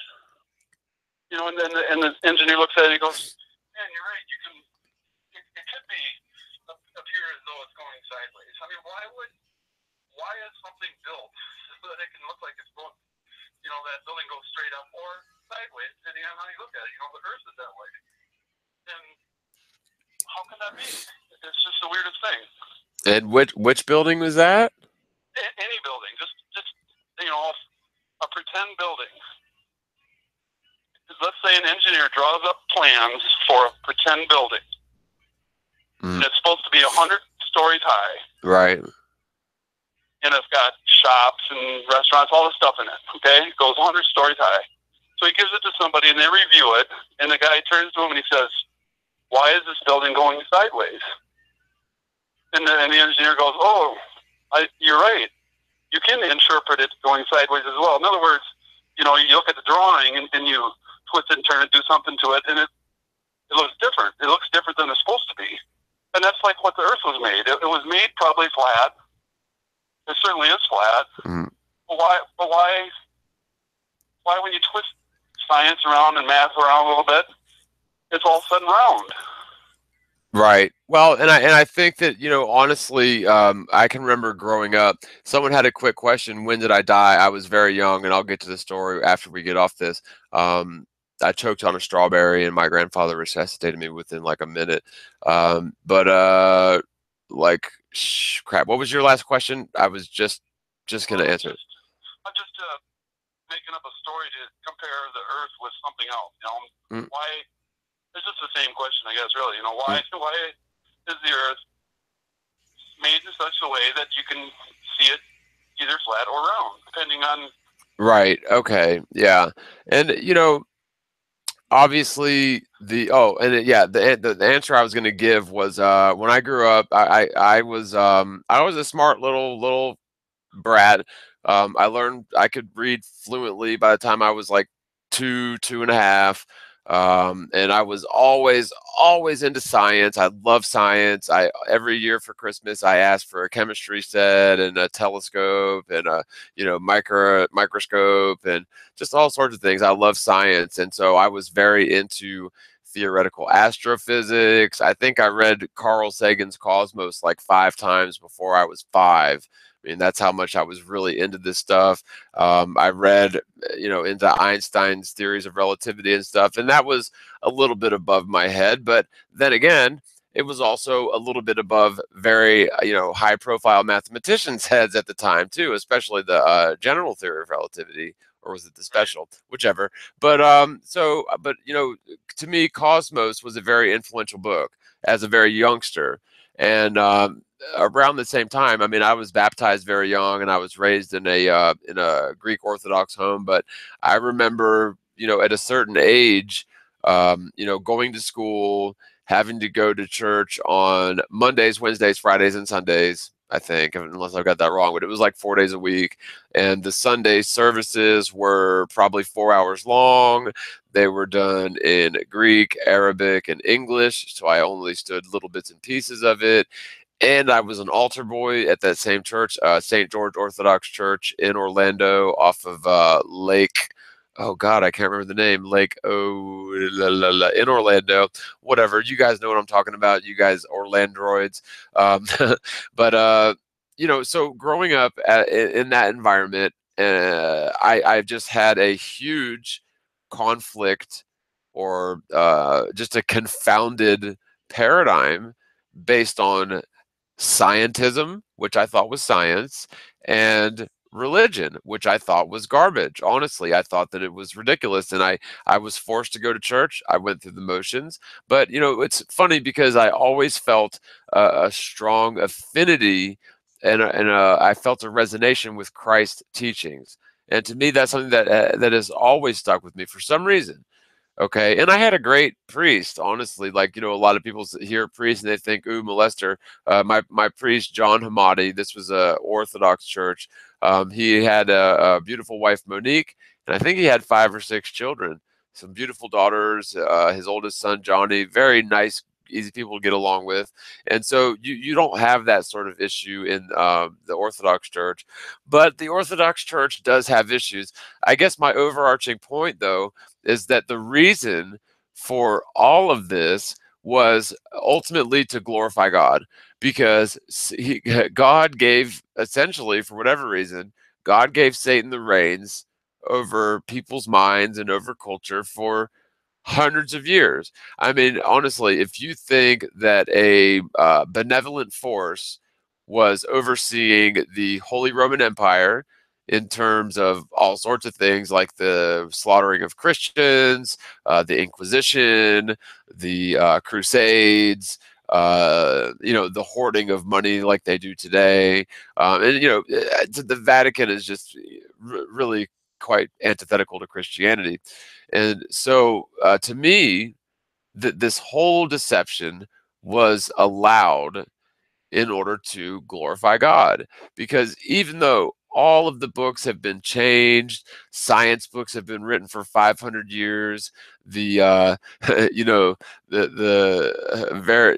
compared to God, all of us are just stupid, even myself included. Compared to God, everyone is stupid. And so all of these men throughout history, including Newton, who was a mathematical genius, obviously, but was stupid compared to God, all of these people had so much time to theoretically construct this hypothesis, which has been eventually at some point taught as settled science. And now people are just brainwashed into it, at least for the last 5-10 generations, from the time that they're toddlers. And to me, this revelation coming out against all odds appears to glorify God. To me, it has totally reaffirmed the existence of a creator. It has reaffirmed a fact that I had let go of a long time ago, where I used to believe when I was young that people were very special. I used to believe that, everything was very special and unique.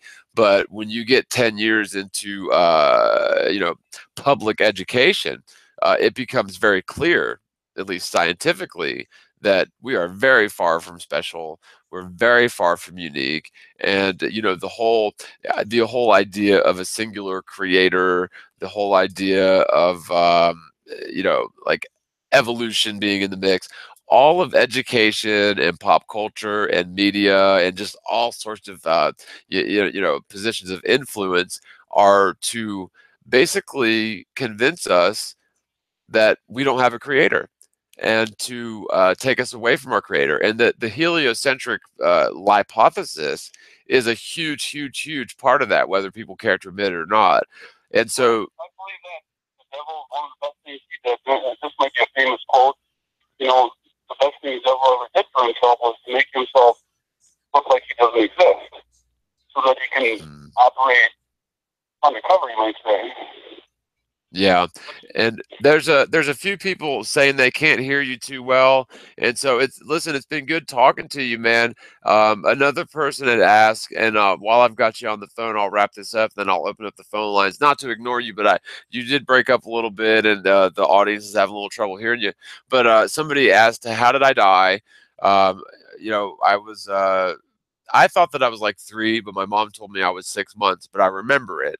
I remember it like it was yesterday, and so I just don't believe I was 3.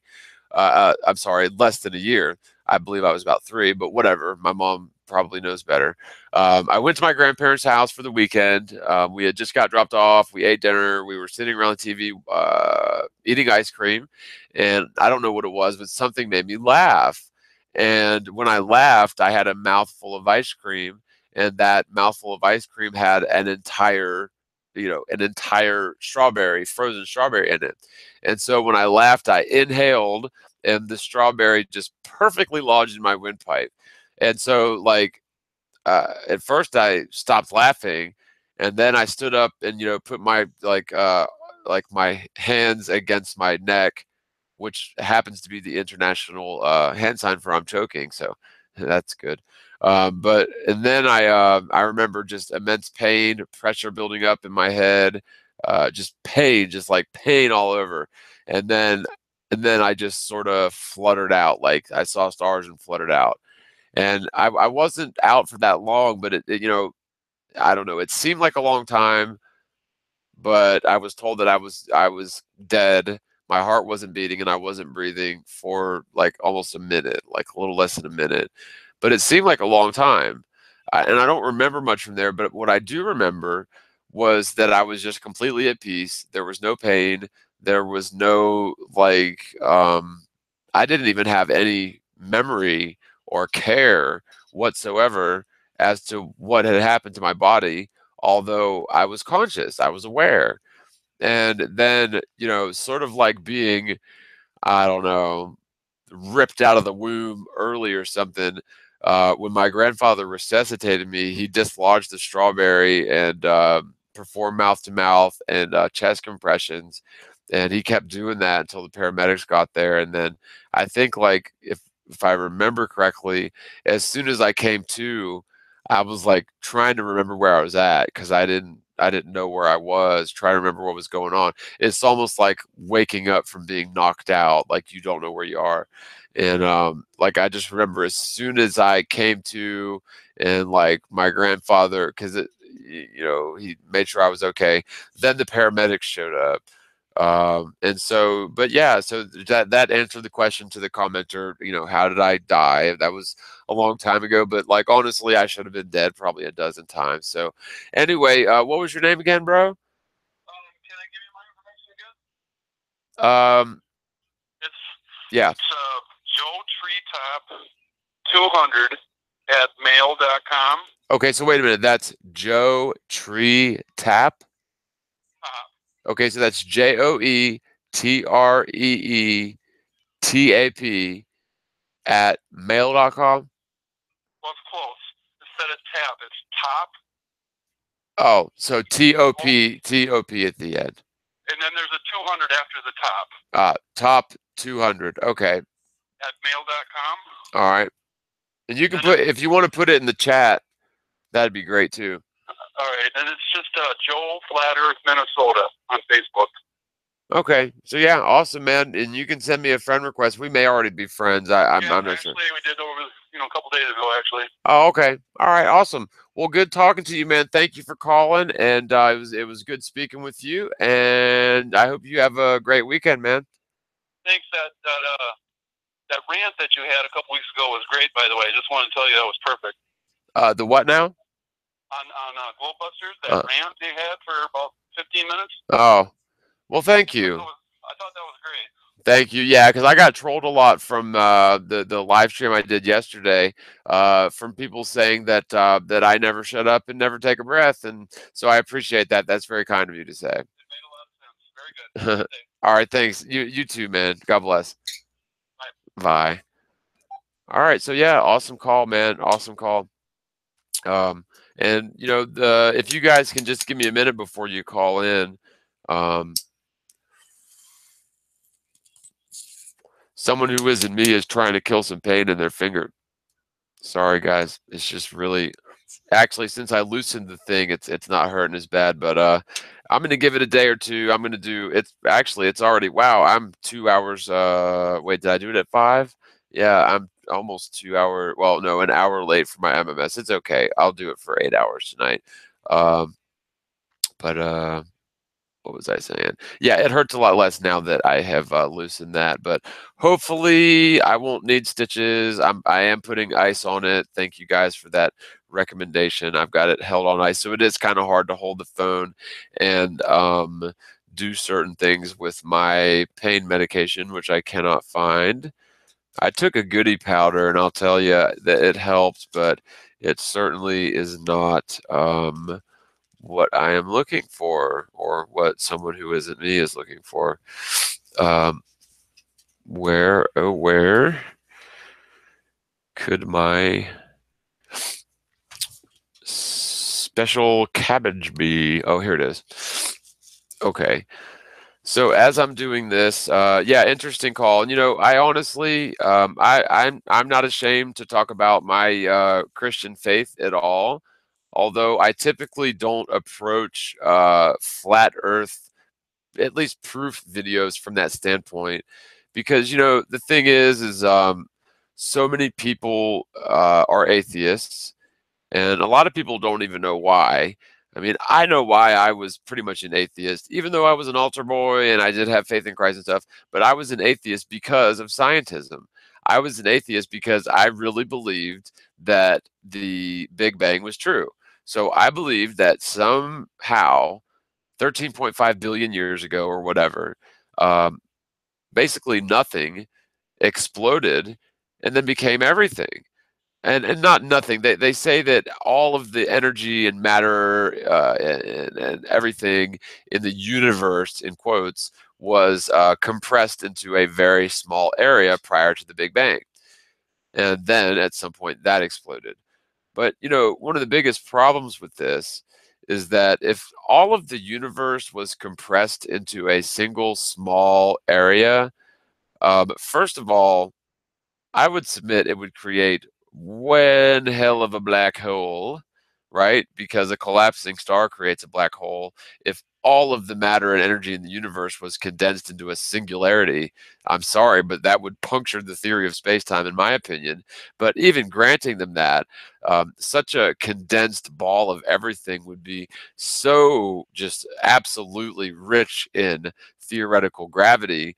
The idea of it exploding is just preposterous.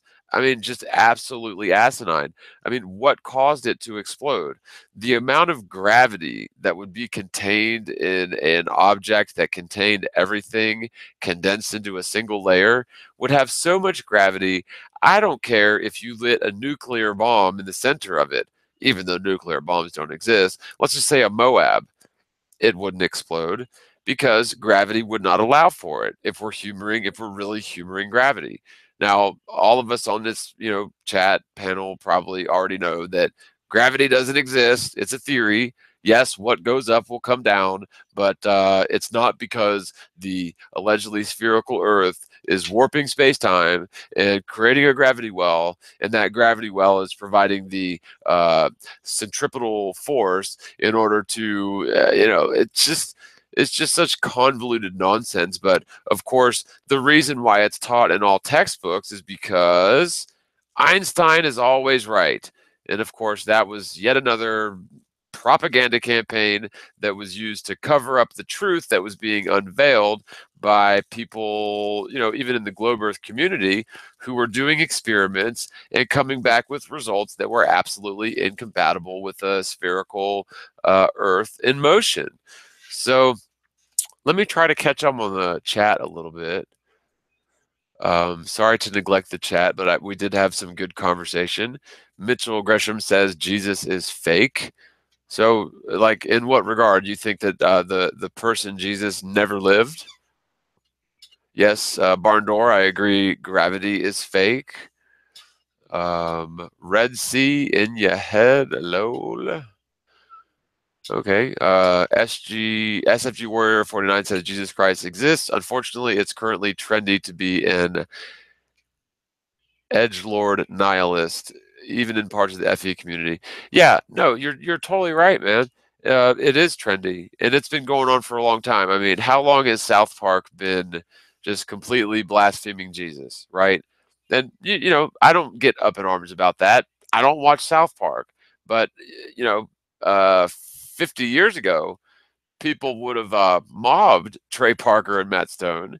Not saying that we should do that, but what's really funny is that pretty much, I don't know, maybe not in every episode, but South Park just dogs and blasphemes Jesus Christ.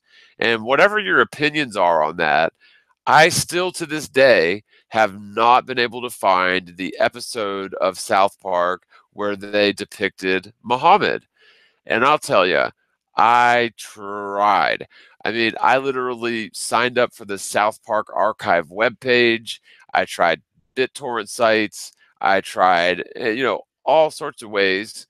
And does anybody out there know how you can get that South Park episode that has Muhammad depicted? Because, if they banned that and threatened to terrorize people because Muhammad was depicted in South Park, then, like, what does that say about Christians? And, again, I don't think that Christ necessarily was intended to be deified in the sense that they have in the Roman Catholic Church. I see Christ more as a teacher and someone who was obviously attuned with the divine. And in that sense, you can't kill someone's spirit. You can kill someone's body, you can hurt someone, you can torture someone, but at the end of the day, our spirit is eternal. And I really think that was the crux of Christ's message. And to have all of this religion and dogma and all of these I don't know, idol worship and holier than thou attitude, and you're going to burn in hell if you don't do this, that, and the other. That was not the message that Christ taught at all. At all. He sat around with people who were whoremongers, tax collectors, quote unquote sinners, and he taught them. Right? Because his disciples, apostles asked him, why are you associating with these scum, basically? He said, because this is where I'm needed most. Right? And he never demanded worship by anybody. And in fact, when he was presented to the Pontius Pilate, he was pretty much asked point blank, and he didn't exactly reply in the affirmative that he was quote unquote the Son of God, but he also didn't deny it necessarily. However, something in him touched Pontius Pilate to where he washed his hands of it. And it was, according to all scripture, it wasn't the Jews, it was people who were in a crowd mentality, many of which were probably Jewish, that wanted to see his blood. And so that's what happened. But the Spirit lives on. I believe that Christ's Spirit is with us every day, especially when 2 or more people gather in His name. And I've had personal spiritual affirmations of this. And you can call that naive. You can call that a weird belief, and maybe it is. But see, my point is though is I don't really tie that to flat Earth, because flat Earth will often lead people to revisit the Bible for the exact same reasons I did. And in many cases, flat Earth will, you know, sort of bring people back to the understanding that we are created, that we are special, that there is a purpose to life, that there is a meaning to history, and that there is a reason to go on, and there is a reason to try to better the world, especially when you consider flat Earth and all of its implications. We should be, like right now, 2017, we should be having the exploratory golden ages right now. We really should have. We really should be, in terms of either the far north or the far south. There's a lot of really awesome mysteries to be uncovered. I mean, shoot, even in South America, according to some estimates, like 80 or 90% of the monolithic and pyramidal ancient sites of the Maya type civilization haven't even been discovered yet. They can find them on thermal imaging, but they're like way deep in the jungle, and it might take $1 million just to get there, let alone excavate and restore the place. So, there's a lot of mystery in this world, right here in this world.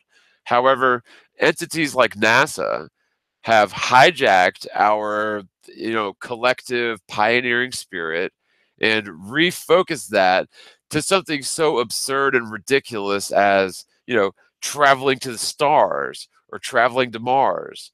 And as sad as it seems, and I hate to say this, but they've done one hell of a job, because honestly, if it hadn't have been for certain people, and I still will give credit where credit's due, Matt Matt Boylan, with all of his faults, we all have faults, nobody's perfect, and the sort of falling out that we've had.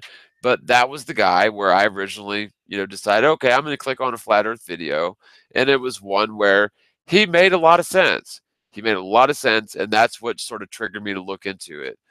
Now, if I were to be introduced to his work for the first time now, I would think, wow, flat earthers are freaking crazy. No offense or anything, but that's what I would think. And so, one of my main goals is to try to keep the flat earth conversation simple, logical, scientific. And so if I don't always, uh, open every session with a prayer, which maybe I should, or close every session with a prayer, which maybe I should, but just because I'm not constantly Bible thumping or constantly preaching hellfire and damnation or whatever, which I don't necessarily believe in the sense that most people do, that doesn't mean that I'm not a Christian. But what it means is that I'm trying to use a little bit of tact here in terms of showing people the truth, and then letting them decide for themselves if they want to pursue it. And then once somebody does, fully realize flat Earth, then most people who had any sort of, religious upbringing, regardless of the religion, will revisit it, because scientism has killed God. Scientism has killed faith. People these days have faith in money. They have faith in doctors. They have faith in investments. They have faith in, I don't know, guns. But, in a physical sense, and then in a spiritual sense, we'll talk about two different things. But in a physical sense, I'd rather have 500 different kinds of seeds than one single gun if the S was to hit the fan, honestly. Because, yeah, a gun, yeah, what are you going to do? Shoot 6 people? What if there's 1,000 of them? No, I'd rather, I'd rather have 500 different kinds of seeds than a gun or gold or anything. if the crap was to hit the fan. Now, that's a physical sense. In a spiritual sense, honestly, I'm not too, and I'm making a conscious effort not to be yoked to this world, or to be, coupled with this world, or coupled with the physicalities, or the just basically the carnage of this world. Um, I really just try to remove myself from that. And I just think that that's a step in the right direction, because the doctrines and philosophies and often religions of men are completely removed, just absolutely different than what the original, religion, or even science, or whatever used to be. So, sorry, I was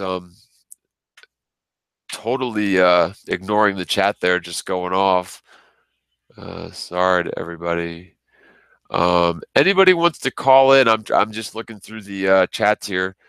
You can call in to 864 327 9373. And again, that's 864 327 9373. And by the way, the person in the chat claiming to be Jeranism is not Jeranism. So just so you know, I did notice that. I checked their page and it's not. Yeah, thanks, Karen B. You noticed it too. I don't know why people do that. Like, why would somebody do that? I really don't get it. So let me put it in the chat again. I know there's a 30-second delay, but if you guys want to call in, it's 864 327 9373. Oh, I just put it in the chat. I will not hit enter, because we got a call coming from Omaha, Nebraska. What's up, Omaha? This is John. What's going on? What up, Johnny boy? It's Timmy Osman. How you doing? Timmy Osman. What's up, man? I can't do a show without you calling in, can I? You must just always be waiting for me to do shows, huh? Hey, I was wondering, did you happen to catch my live after the show that you had last night with Jeranism and Bob? Honestly, no. Honestly, no, because I really don't watch your stuff, dude. No offense. I mean, I just don't. Well, I mean, you can say that, but we all know that you got 13,000 views from one of my videos. So you want to reframe that? No, not at all. Somebody sent me that video and said, you have to watch this, so I did. But I don't sit around watching your stuff. I've never seen any of your stuff. The only thing I've seen of yours is that video that I dissected, as well as the one hangout that you participated in with me. That's the only two real interactions I've had with you at all. So now we've had 2 years past when we actually spoke, when you were supposed to come on and prove the flat Earth. Do you want to try that again? Because that's actually what I entailed last night with one of the things that I said. In that, you can talk your jive turkey stuff to your followers. Who do you think you're fooling, dude? Who do you think you're fooling? Seriously. No, my group, as well as really just me, I've heard all of your claims. And really? They're all incorrect. Just like when I came on just a couple weeks ago, I told you about the precession of the equinox, how you have that completely wrong at the conceptual level. And you cited Orphan Red as your source. That's so funny. So hey, let's have a debate. And you know what? You could have it on your channel, because you actually make money off your channel. I don't make money off my channel. So ooh, well, don't you have the moral high ground? No, the answer is I will not quote unquote debate you, because the last time that no, I've already done a hangout. I've already done a hangout with you and your clique. It was totally counterproductive. We didn't get anything done. And you came on with one argument that is a false because you people wouldn't let me finish a sentence, Tim. No, because we said, hey, do you have any proof of the flat Earth? And you kept bringing up Tim, let me just the heliocentric model. Let me tell you something. First of all, if you've actually been looking into flat Earth for 2 years and you don't get it yet, you're never going to get it. There's nothing I can do or say to help you, and I just hope and pray and wish you the best. Look, you've been supposedly researching for 2.5 years, and you say the South Celestial Pole moves like a conga line, bro. Give me a break. It's man. refraction. There's no proof It of is. celestial It is motion at all. refraction. There's two celestial points, okay? So you need to come on and have a chat with me more, guys. Dude, You're telling a bunch of lies, and if you're a religious person, Billy Gates' ignorance will not be an excuse. No, I'm not. I'm not a religious person, but what I'm telling you is that if the Earth is flat and stationary, it is completely irrelevant what you think's going on with the stars, because you have no idea what stars are, Tim. None. You don't have a clue what stars are. Ah, he hung up. Well, that's funny. I got Tim to hang up. Whoever was calling before, you can try to call again. I just can't go through one show without Tim Osman coming on. And no, Tim, if you're still listening, I will not do a quote-unquote debate with you under one condition. You will have to eat your socks. Red's Rhetoric will have to eat his socks. And they will have to be woolen cock-warming socks, no less. And you'll have to apologize for being a massive deceiver for the last 2 years. And then I will do not a debate, but I'll talk with you guys in public. So there you have that, Timmy-o. This is coming from 803. I think that's Virginia, if I'm not mistaken. What's up? This is John. How's it going? Hey, what's up? Hey, who is it? Are you doing a live YouTube video right now? Yeah, you're live on the air. What's up, brother? I just want to say that I really love your stuff. I'm a big fan. Yeah, thank you, thank you. There was a lot of talk in the chat about Jesus. Uh-huh. I just wanted to ask you, what happened to all the ancient civilizations that were around before Jesus? Did they all go to hell because Jesus is the only way? Yeah, I never said that, and I don't agree with that. I think that, and Christians will probably flog me for this, but and it's hard to say what's been going on throughout history, but Jesus, if nothing else, was a just highly impressive teacher. He knew things and had a connection with the Creator like nobody else. And so I think that a lot of Roman Catholicism has twisted words around into things like, that, for example, and this isn't even a quote, but this is what people think, the only way to heaven is through the blood of Jesus Christ. Okay.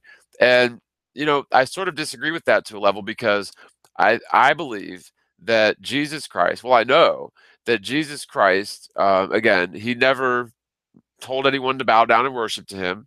He was against structured, institutionalized religion. And he also taught his apostles how to perform miracles.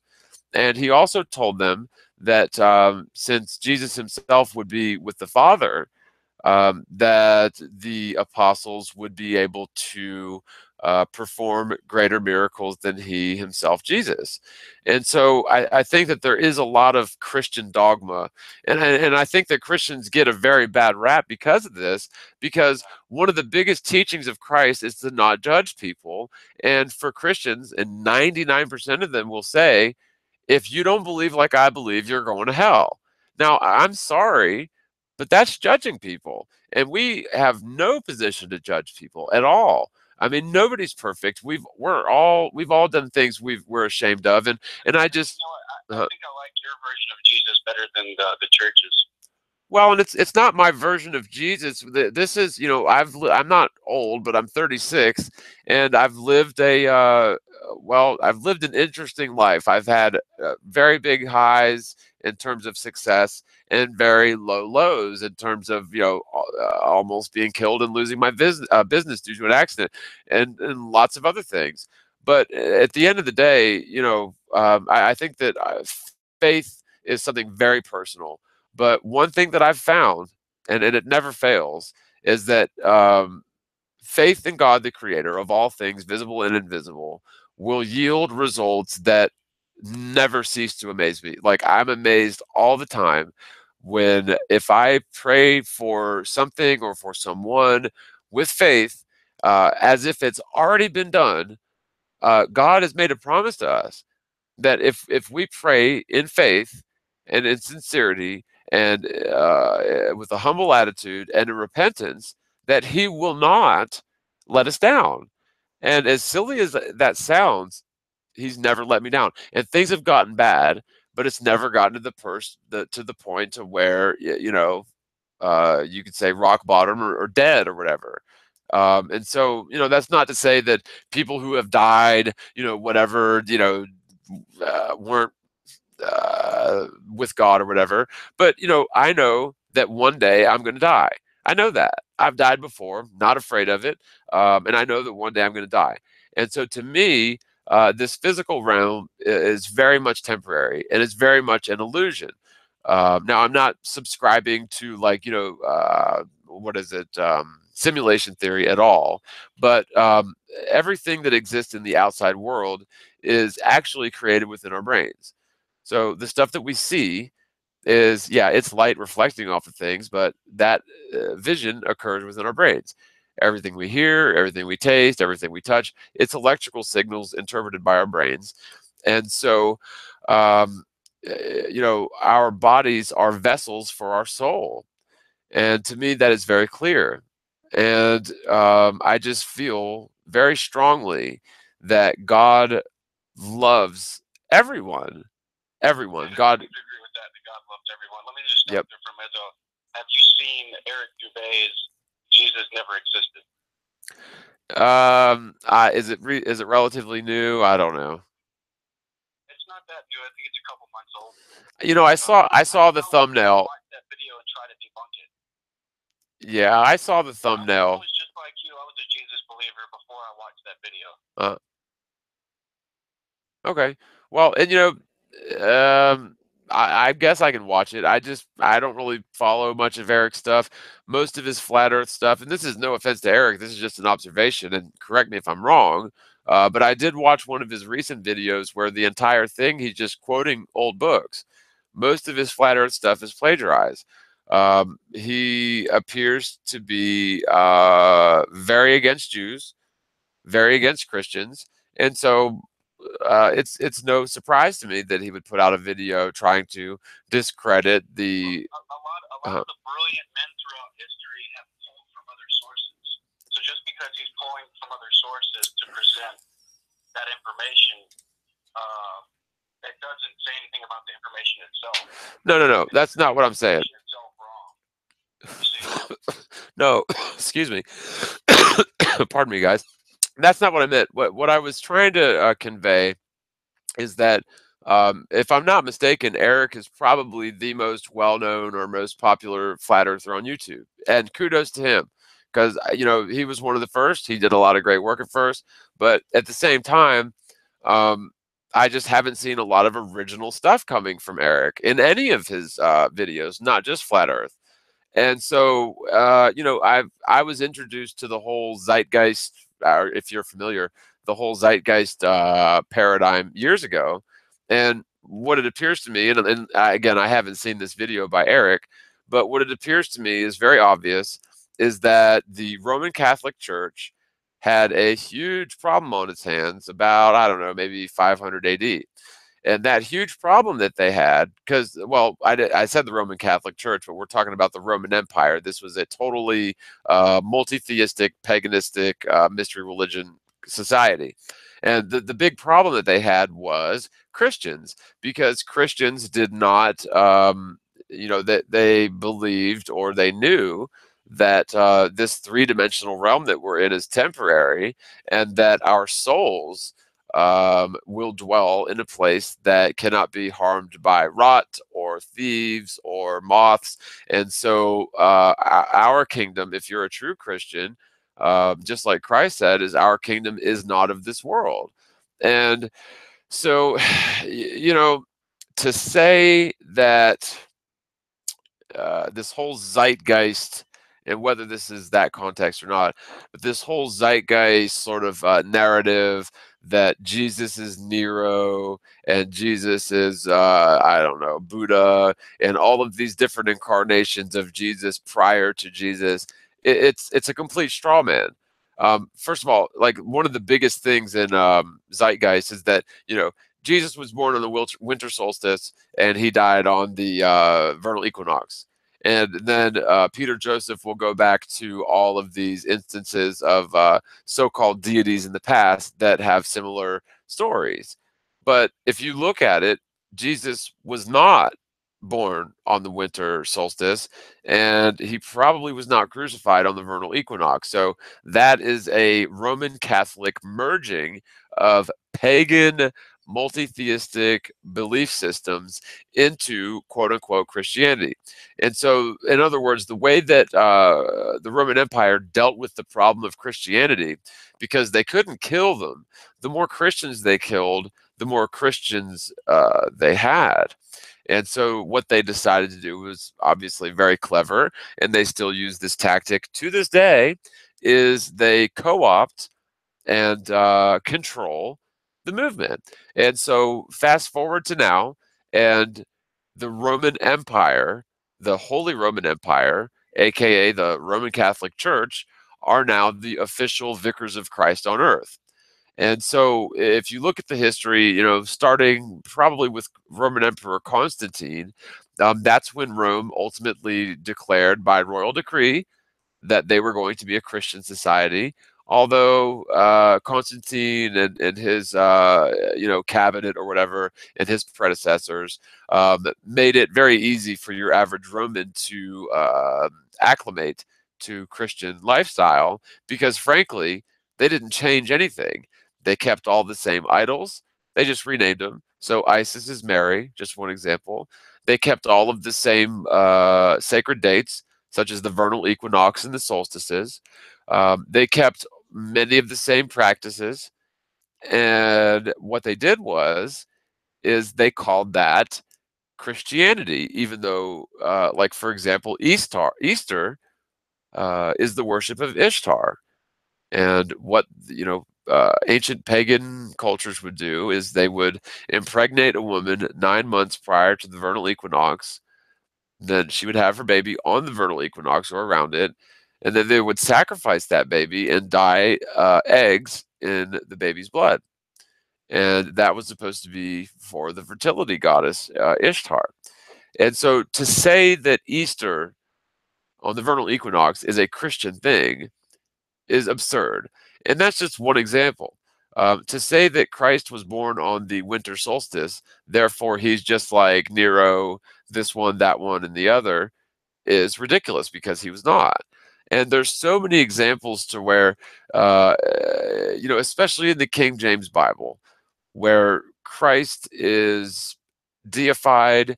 For example, walking on water, virgin birth, which to me, I can't tell you for sure whether that happened. Do I have faith that that happened? Not necessarily, because honestly, a lot of those stories over the years could have been either fabricated or, like big fish stories. And so I don't have faith in things like that.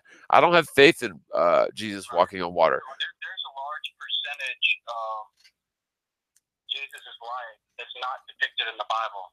Right. I recently watched a documentary that says Jesus was actually a Buddhist monk. I mean, he practiced meditation and he was a vegan and all this stuff. Well, I've heard that, and I've heard one that I actually like even better. And I'll go ahead and tell everybody in the chat, the name of the video is called I got another call. Let me see. Ooh, guess what? I can show you this on my screen. Oh my God. The caller ID says 3333. Oh, and it stopped. Hold on. Let me see if I can share my camera. Hold on, if it's in time. This is so stupid. Obviously, people are just messing with me. Yeah. Can you see it? Let's see. Wait. Oh, that's crappy. Oh, it's gone now anyway. Let's see. Let me turn this light off. Maybe the...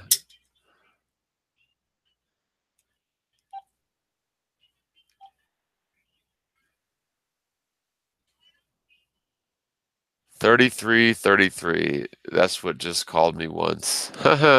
Well, good for you, $33.33. Anyway, let me stop sharing. I just thought that was weird.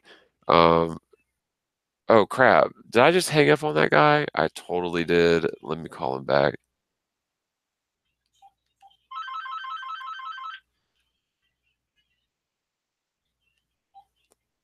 Did I just totally hang up on you? Yeah, sorry about that. No, that was my fault. I wanted to get off the Jesus conversation. Yeah, because it is polarizing. Hangout. So I wanted to go into. Hello?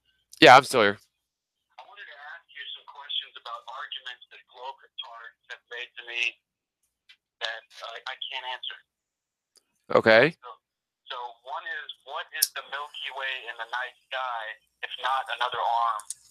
If not another arm that, we're supposedly on an arm of the Milky Way, and that's another arm. What is it if it's not that? Excuse me. Sorry, guys. Yeah, we can do them one at a time. One of the things that I still find extremely ironic and confounding about globe earthers is that they think that certain observations are somehow exclusive to a globe Earth heliocentric model. And so, if we can see through a telescope, whether it's the auroras or, like you say, the so-called Milky Way, for them to say flat earthers need to explain this is absurd. Because first of all, when you measure the Earth for curvature, and by the way, geometry literally etymologically translates to measure the Earth, which is sort of ironic. But when you measure the Earth for curvature and physically measure for geological motion, and whether that's axial rotation or whether that's orbital motion or whether that's the solar frame of reference or the galactic frame of reference, when you measure for any of this with practical, repeatable, logical experiments, you will never find any evidence for geological curvature or geological motion.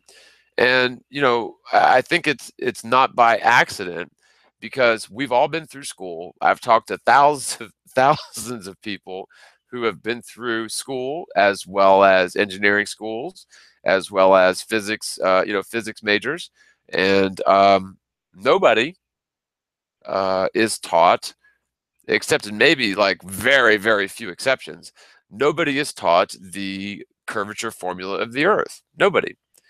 And furthermore, I could tell them all that, and then they'll just turn around and say, "Well, what is the Milky Way in the night sky?" And they'll give me. Well, and so I want to be able to tell them. right. That is. Well, let me get to the answer too.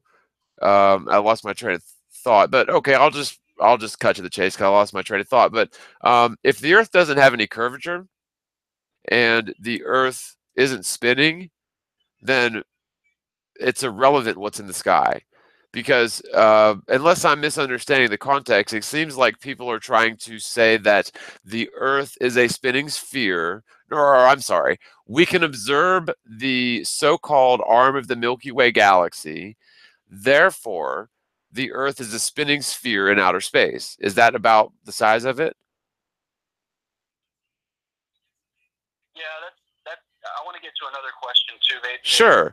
Sure. But well, one thing at a time.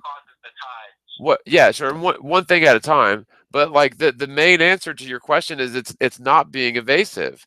Until anyone, I don't care who it is, and I've been looking for over 2 years, but until anyone can present evidence that the Earth has inverse square curvature and is spinning over 1,000 miles an hour near the equator, just for starters, let's not even talk about the 66,000 mile per hour orbit around the sun allegedly, or the 500,000 mile per hour orbit of the sun around the galaxy allegedly, or the 2+ million mile per hour trajectory of the galaxy allegedly. Just leave all that aside. Just talk about curvature and axial rotation. And until you can prove those things, or even show an iota or an inkling of evidence for either of those things, then what's going on in the sky is irrelevant. Because you could just as easily ask those globers, well, tell me what a star is.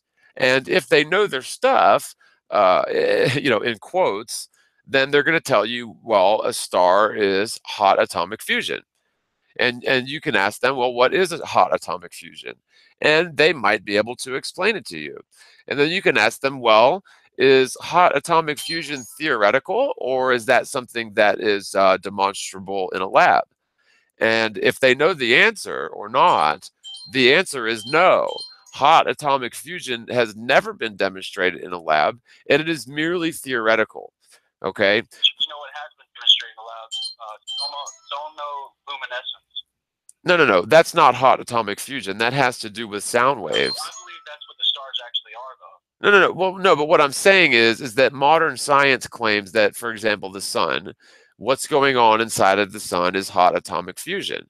So if you're arguing against globe Earth friends, once you tell them, first of all, it's irrelevant about the Milky Way arm because A, there's no curvature, and B, there's no spinning, and until you can prove that, you got nothing. But furthermore, since they can't tell you what a star is, and even if they can, it's theoretical. It's never been demonstrated. Hot atomic fusion is theoretical, and in fact, atomic fission is also theoretical. Nuclear bombs have never been achieved. An atom has never been imaged, let alone an electron. And so even what's going on inside of electrical circuits is a mystery. Yes, we can manipulate electric circuits, and we have a theory that there's a transfer of electrons going on inside of the circuit, but that's theory. It's never been imaged. You can't prove it. It's theory. Even if you talk to 10 honest electrical engineers, they will all tell you the truth. If they're telling you the truth, they'll tell you, yes, we have theories about what's going on inside electrical circuits, and we know how to manipulate magnetic fields and supercoils and such, but really they have no idea what's going on inside of that. And so just as a final point, in terms of nuclear power, that's a misnomer. It's just sort of taking advantage of heat energy, which is given off by radioactive isotopes. It has nothing to do with nuclear atoms and electrons. And so, finally, if, let's just say hypothetically, if modern science could demonstrate hot atomic fusion in a lab, there's absolutely no possible way in a billion years that they could somehow go and take a sample of a star, even if it was the sun, and confirm that it was indeed hot atomic fusion going on in there. So my point is here, and this is with every single point on the globe. Every single point on the globe has something like this, where you have theory built on top of conjecture, built on top of theory, but that is all written in textbooks as facts. And you have 90% of the world who's well educated, who regurgitates those textbooks as facts, even though they have absolutely no idea what they're talking about. This is all over the place with the globe. And so something like stars is irrelevant. And like Tim Osman just called a minute ago, and he said, you don't have an explanation for the southern star trails, and you say they're like a carbon line, blah blah blah. He's saying all this stuff, but the point is, though, if the Earth isn't curved at all anywhere, certainly not inverse square curved, and it is absolutely demonstrably stationary, then there's no need to explain what's going on with the southern stars. And there's no need to explain what's going on with the sun in terms of what's powering it, because frankly, the heliocentric team, all they've done is made something up and convinced people that it's scientific fact when it is nothing of the sort. Theoretical physics, and that includes astrophysics. I also believe theoretical nuclear physics, things like particle accelerators. I believe all of this stuff is a huge, huge distraction for the scientific community to marvel over endless data that they believe is data that's coming from reality, which is actually data that's coming from simulations. Like, for example, we know NASA's lying. Take the moon landings, for example, and they lost their telemetry for a lot of that stuff, but we know NASA's lying. However, a scientist can go online, I'm sure, and watch the trajectory of the ISS. Now, does that mean that the ISS is orbiting the Earth? Or does that mean that there's some sort of an emulator that's capable of giving, telemetry, right? I mean, you see what I'm saying? Yeah, definitely. I don't want to cut you off, or I want to get onto Sure. Go ahead, man. Sorry for rambling, but it's a good point, and I'm glad you brought it up. And go ahead, sure. Another thing they like to say to me is, well, what causes the tides? We see bodies of water going in and out on the beach and several different places. So what causes that, if not the moon pulling on the earth or some other phenomenon? Yeah, no doubt. Well, first of all, tides are weird. Some places have two tides. Some places have one. Sometimes it changes. Um, Here's the thing. There's two things. First of all, if the moon is much closer, and let's say that it holds a static electric charge, then the moon could potentially attract ocean water, especially when it's highly, salty and salinous. That's a better conductor of electricity or magnetism. And so the moon could potentially be attracting water through a static electric charge because the Earth definitely holds a static electric charge. Now, here's another thing too, and this is what I actually believe to be the truth based on my research. The sun, as it passes, its daily pass, obviously heats up the atmosphere and heats up the water. Agreed? Agreed. Yeah.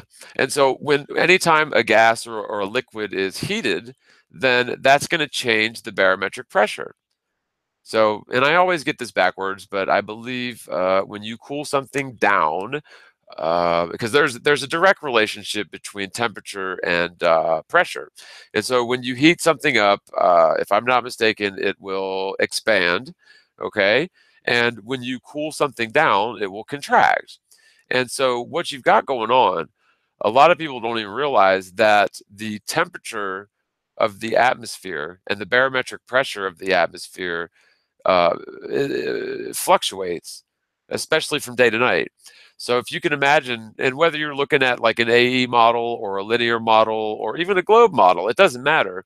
But as the sun passes over, it's going to excite and heat not only the atmosphere and the barometric pressure, but also the temperature of the water and the pressure of the water. And so it's going to cause an expansion of all that. So sea levels will actually raise a little bit. Okay. Now, it has been shown that the moon is possibly a cooling light, especially the full moon. But even without the moon being a cooling light, it certainly is not a heating light like the sun. So, independent of the moon being a cooling light or not, it's not the sun. And so, when the sun sets, everything begins to cool down, and you get a condensation or a compression of things. And this is cyclical, but it's not a perfect cycle. Otherwise, we wouldn't have phases of the moon, right? And so, what the tides are, in my humble opinion, based on my research, is essentially the ebbing and flowing of the barometric pressure as well as the sea pressure, which is inherently connected to temperature based on the constant fluctuation between the sun heating the atmosphere and heating the water, causing expansion, and the moon at least not heating and potentially cooling the atmosphere and cooling the liquid, causing a condensation or a contraction. And to me, that really perfectly explains a lot of things. That's a pretty good kind of counterpoint to if they were to ask me what is the tide, I can say that. Well, it's a potential answer. Yeah, it's a potential answer. There's lots of theories, but to me, that's the only one that makes sense because the sun must necessarily do exactly what I just said. And the lack of sun, and even if the moonlight is cold, which I believe it has been shown pretty satisfactorily to be at least somewhat cooling, that the moon is necessarily going to behave that way. And so when you have this constant, I've likened it to almost as if the Earth is breathing. In the daytime, everything's expanding and warming up, so that's almost like an exhale. And during the evening, everything begins to contract and condense, and that's almost like an inhale. And that makes perfect sense to me why we would have tides, and also why we would have varying tides, because again, there's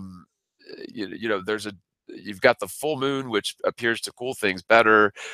You've got this relationship between the sun and the moon, where they both, in a flat Earth model, they both make a single circuit every 24 hours, more or less.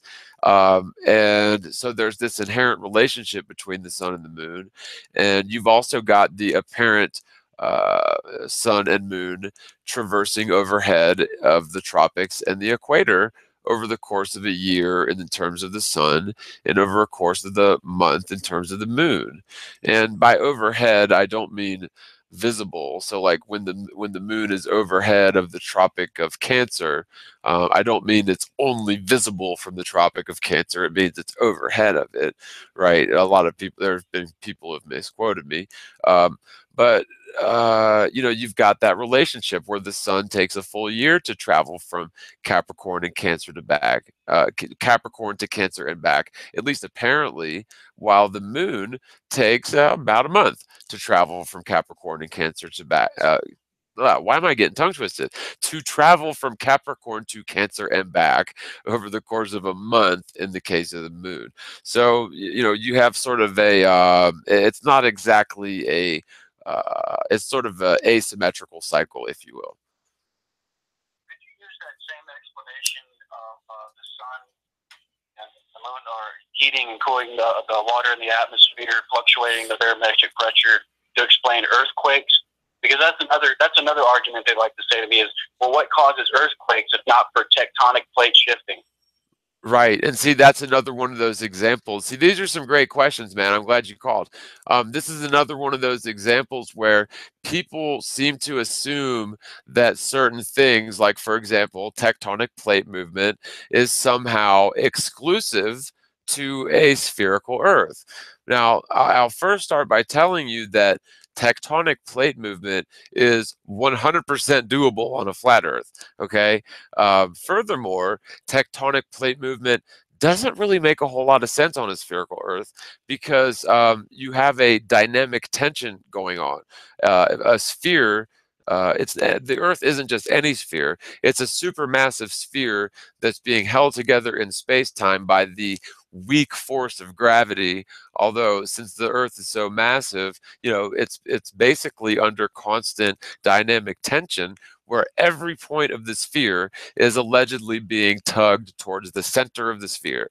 And so, honestly, I find it hard to believe that people would accept tectonic plate movement on a spherical Earth, but we'll just say, for argument's sake, that tectonic plate movement is not only possible on a spherical Earth, hypothetically, but it is also definitely possible on a flat Earth, hypothetically. So it's not exclusive to a spherical Earth. Now, furthermore, what causes earthquakes? I mean, there's a lot of geologists that have good explanations, but frankly, there's a lot of guesswork involved. I mean, we can measure earthquakes, but geologists claim, whenever I hear a scientist claiming things like, well, we know for sure that 3 million years ago, this was like this, to me, that's very haughty, because, people have been studying things in general for no more, at least in the known history, no more than 0.0 million years. And to say that scientists know what was going on, decades of millions of years ago or whatever, to me, it just it's some red flags. But yeah, tectonic plate movement makes perfect sense on a flat Earth, because first of all, think about this for 1 second. The globe Earth theory involves the globe is essentially constructed around a molten ball of lava with either a molten core or a semi-solid state nickel or iron core. Now, if you think about this logically, could you ever possibly build a structural building that is made of flammable materials, no less, because you know that there's coal and oil and all sorts of things underneath the ground? So could you possibly imagine building a structure around molten lava and expect people to believe it? Now, on the other hand, I mean, we do know that there's molten lava underground. It comes out of volcanoes all the time. People take videos of it all the time. And so we know that that's happened. And in fact, you can see the Hawaiian Islands almost being built before our very eyes. Like if you've studied the new, there's Hawaiian Islands. Globetrotters will probably just call that a mirage, but anyway, go ahead. No, there's new Hawaiian Islands that are being volcanically created over the course of our lives. There's like tons and tons and tons of acres being created every second. But anyway, you know, none of this stuff is exclusive to a globe, and it actually makes a lot of sense on a flat Earth. But again, I'll give you another example. What causes it, though? What causes the Earth to crack and well, not something shifting underneath, or you know? we really, like, here's the best answer. We have no idea. The deepest that anyone has ever drilled on record is about 8 miles. It was done by the Russians back in the 80s or whatever. And what happened was every time they got to the 8 mile mark, this is according to news, and I don't know, you can research it. I believe it to be true. Every time they would get to 8 miles, their drill bits would melt and break, and they'd put on a brand new drill bit, and it would melt and break, and they'd get a better one and a bigger one, and it would melt and break, almost as if. That's why they named the Eminem movie 8 Mile. You know, that's interesting. I've never thought about that, but that's interesting. But so yeah, the point is we really don't know what's going on. Now, here's the thing.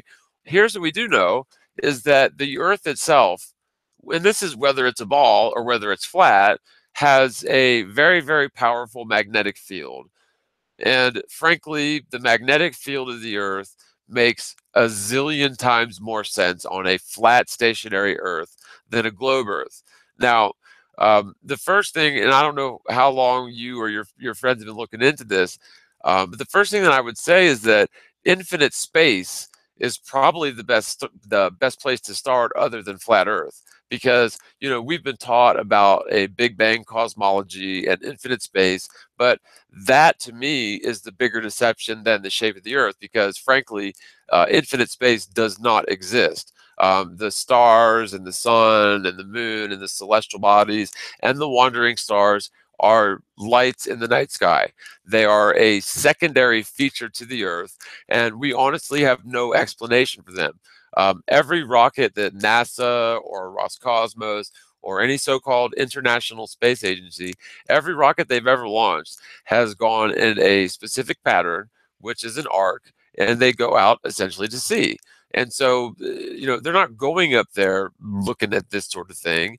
And so, you know, it becomes pretty obvious that the space agencies are hiding this.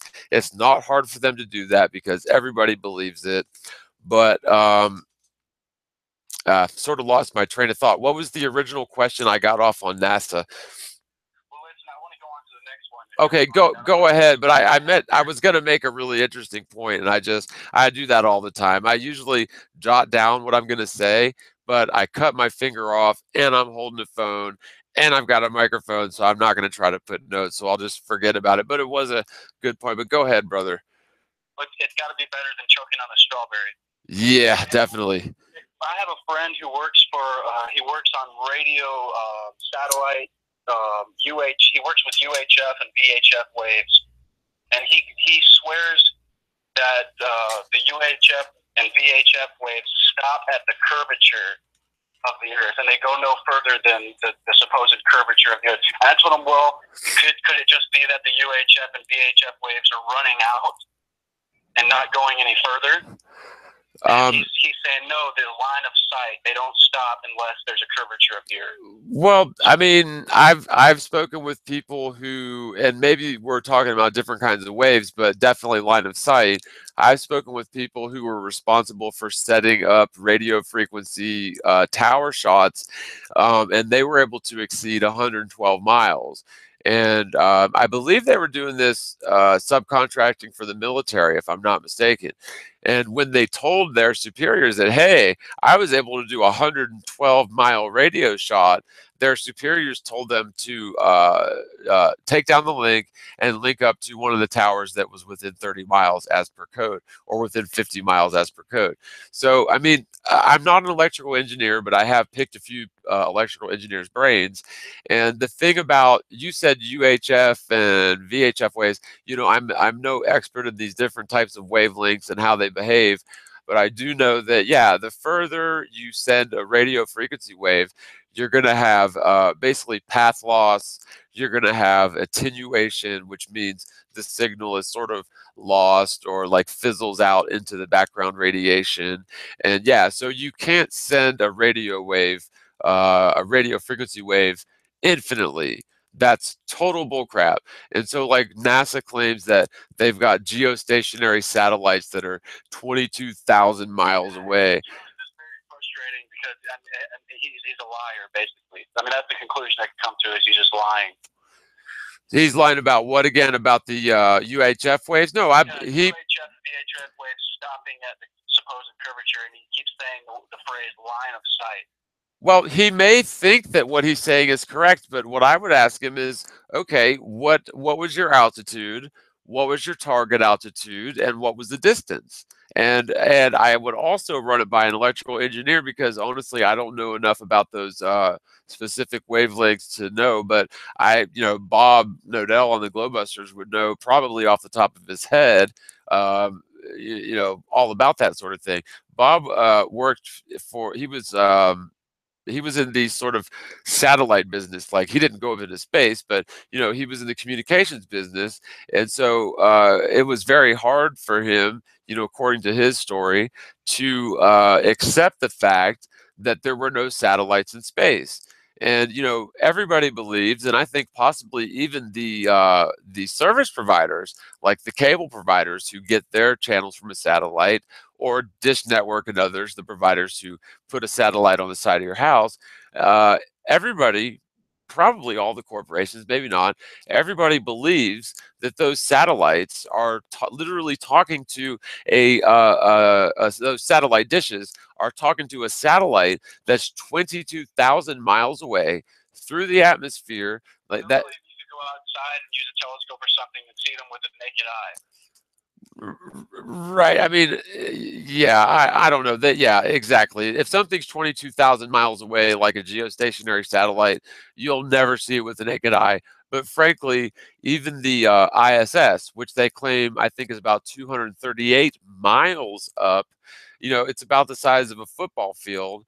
And if you do there's a basic formula, in terms of perspective that you can use. Our eyes are only capable of seeing a certain angular size.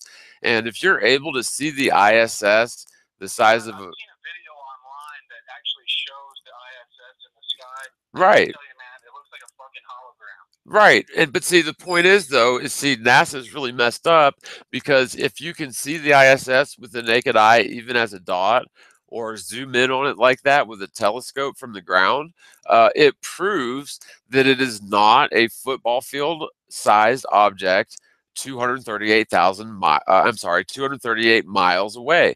The optics are incompatible. It's simply incompatible. And so, they had to put something up there. And yeah, I've seen the picture of the ISS too. It's ridiculous. It looks like a absolute hologram, and I've seen instances where it looks exactly like a maybe a U-2 spy plane. And I think Bob mentioned this a while back too, but he's right. Looks like a U-2 spy plane, and this is the so-called footage of the ISS with retrofitting, with all these bright either LED or stadium lights at the bottom of it. It's what it looks like. So, NASA's full of it, man. They've been full of it forever. We can't trust anything they say. Like, I was aware, I don't know about you, but I was aware of the moon landing fakery for years before I even looked at flat Earth. I thought flat Earth was silly, and I knew the moon landings were fake. Yeah, that's what eventually turned me on to flat Earth originally as well. I knew something was up with the moon landings, and then these Eric DeBay videos started popping up, and that's how I got into it. Yeah, he's done a lot for Flat Earth. I always give credit where credit's due, and really, there's a special place in my heart for Eric. But he alienated me early on, I think, for the wrong reasons, and he's done a lot of people like that. I'm not the only one, and we differ on opinions on lots of things, but he's a flat earther, and we flat earthers ought to stick together. And so, Yeah, I don't know why he won't ever do any interviews or any come on any shows or anything. He just stays. He's a lone bandit. well, he does sometimes. He did the show with Eddie Bravo and the producers of that show, right? Did you see that? Yeah. Listen, my last question before I get off here. My friend, he argued the globe Earth, and he told me to go online and look at this picture, or he sent me a picture of star trails supposedly going around the South Pole. And I got to tell you, when I looked at it, it's kind of pretty convincing to me, because it shows all the stars rotating around Polaris, and then you have all the stars going in a straight line that are at the equator, right? But then there's stars rotating on the other side of it. So what is that? So first of all, I would say, where was that shot from? I wish I could show you the picture. I wish I could. Yeah, I wish I knew where we're shot from, because see, here's the thing. Like, we already know, because again, I mean, lots and lots and lots of people know for a fact that the Earth isn't a spinning sphere. And so there has to be logical explanations for every observation under the sun, right? Or over the sun.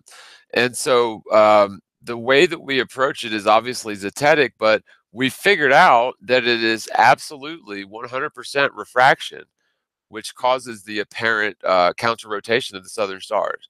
And I could give you a few examples of why, but just one example would be is if you're in the far northern hemisphere and you've got basically say 1/4 of your frame near Polaris, you can get that perfectly centralized spinning sort of it almost looks like a tunnel effect with time lapse. And then to the southwest of that, and mind you, you're in the far north, so you're not even near the equator, right? But you'll start to see counter rotation of the equatorial stars, or really of the tropical, the Tropic of Cancer stars, which, by the way, you shouldn't start to see counter rotation until well beyond the equator. And so what this shows, and there's tons of other experimental data that shows that when you apply a convex lens, which, by the way, the atmosphere, that if you go outside, especially out to, like, let's just say you're out standing in the middle of the ocean, there's going to be definitely, necessarily, a convex lens of atmosphere that surrounds you equidistantly on all sides and raises up, maybe a little higher because the atmosphere gets thinner above you. But we all exist within a convex lens, a subjective convex lens of atmosphere. And that convex lens of atmosphere does all sorts of things to light. It's what causes the sun to appear to rise. The sunrise and sunset wouldn't work on the flat Earth, assuming a 4,000-mile distant sun, without atmospheric refraction. And it just so happens that atmospheric refraction indeed causes light to bend towards the lower density gradient. And everybody knows that the lower density gradient is towards the ground. And so when you apply known numbers in terms of the makeup and density of the atmosphere, scientifically accepted numbers that can be tested by people with weather balloons, that when you apply refraction to in a program called, well, for example, Cinema 4D, which is it's like an AutoCAD animation program that allows you to include refraction. And by entering the known values of refraction, it causes a perfect spiral of stars central to the North Pole star Polaris to appear to counter-rotate in the south. And so it's what it is. It's an atmospheric condition. And I've had people tell me, and I don't know if they're lying or making it up, but I've had people tell me that they could look at the Southern Cross at the same time, and they live in the far south of Australia, and they could observe the Southern Cross at the same time as someone in the far south of Africa. And they could also observe the Southern Cross at the same time as someone in the far south of America. Now, what's the big problem with this? Well, at least one or two of those places would be daytime. So there's no way you could observe the Southern Cross in all three places at once. And so what it really appears is happening is that, and it's demonstrable, this isn't a theory, atmospheric refraction solves all of the problems that people are clinging to in terms of the counter rotation of the stars. And it's just a matter of time that this is proven more and more and more and more until people can't argue the southern stars anymore. It's really quite amazing. But when you apply a convex lens to a spiral shape in all sorts of scenarios, whether it's digital programs or whether it's magnetic fields or whether it's a simple, like, I don't know, like a thick glass dome convex lens to a simple spiral on a piece of paper, no matter how you apply this all sorts of ways, it always never fails to cause counter rotation of the outside of that spiral pattern. And so, I've even heard people go so far as to say, because everybody wants to abandon the quote unquote azimuthal equidistant model, end quote. But of course, the AE, or azimuthal equidistant, as you call it, AE, the AE matrix, the AE projection is not a model. And so that's the deception. And I think a lot of people, including people like Tiger Dan, threw the baby out with the bathwater because they didn't understand the inherent flaws with the AE projection itself. The AE projection isn't a model. It's got issues. It's no more a model than the Mercator projection is a model. However, the Mercator projection works for navigation, even though it's not a model, and the 90-degree south point is represented as a horizontal line 25,000 miles long, just like the equator. So that's not a model, right? You got a single point stretched to infinity on a Mercator projection. But in terms of the AE projection, it's accurate in terms of a timekeeping mechanism and for possibly weather patterns, but it's only relative to whatever the central point is. And the central point of all AE projections is the far north, the North Pole, right? And so, there's a lot of people that are abandoning the AE projection because it was presented to them as a model, which is ridiculous. And they'll say things like, well, the sun can't do this, and the stars can't do that, and there's no way the sun could be doing this, and there's no way the sun could be doing that. But to me, this is, I mean, I believe they mean well, but they have no idea what they're talking about. And I'm not saying that I do either. But what I will say is that nobody has the slightest freaking clue what the sun is, what is powering it, what it's doing. And, we're all seeing some. Yeah, go ahead. Nikola Tesla had some theories on that, didn't he? About electromagnetism. Yeah. Some kind of suspension due to electromagnetism.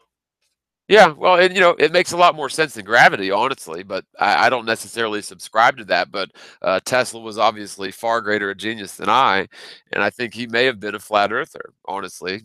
Maybe. He talked like one a lot of the time, I don't know about that.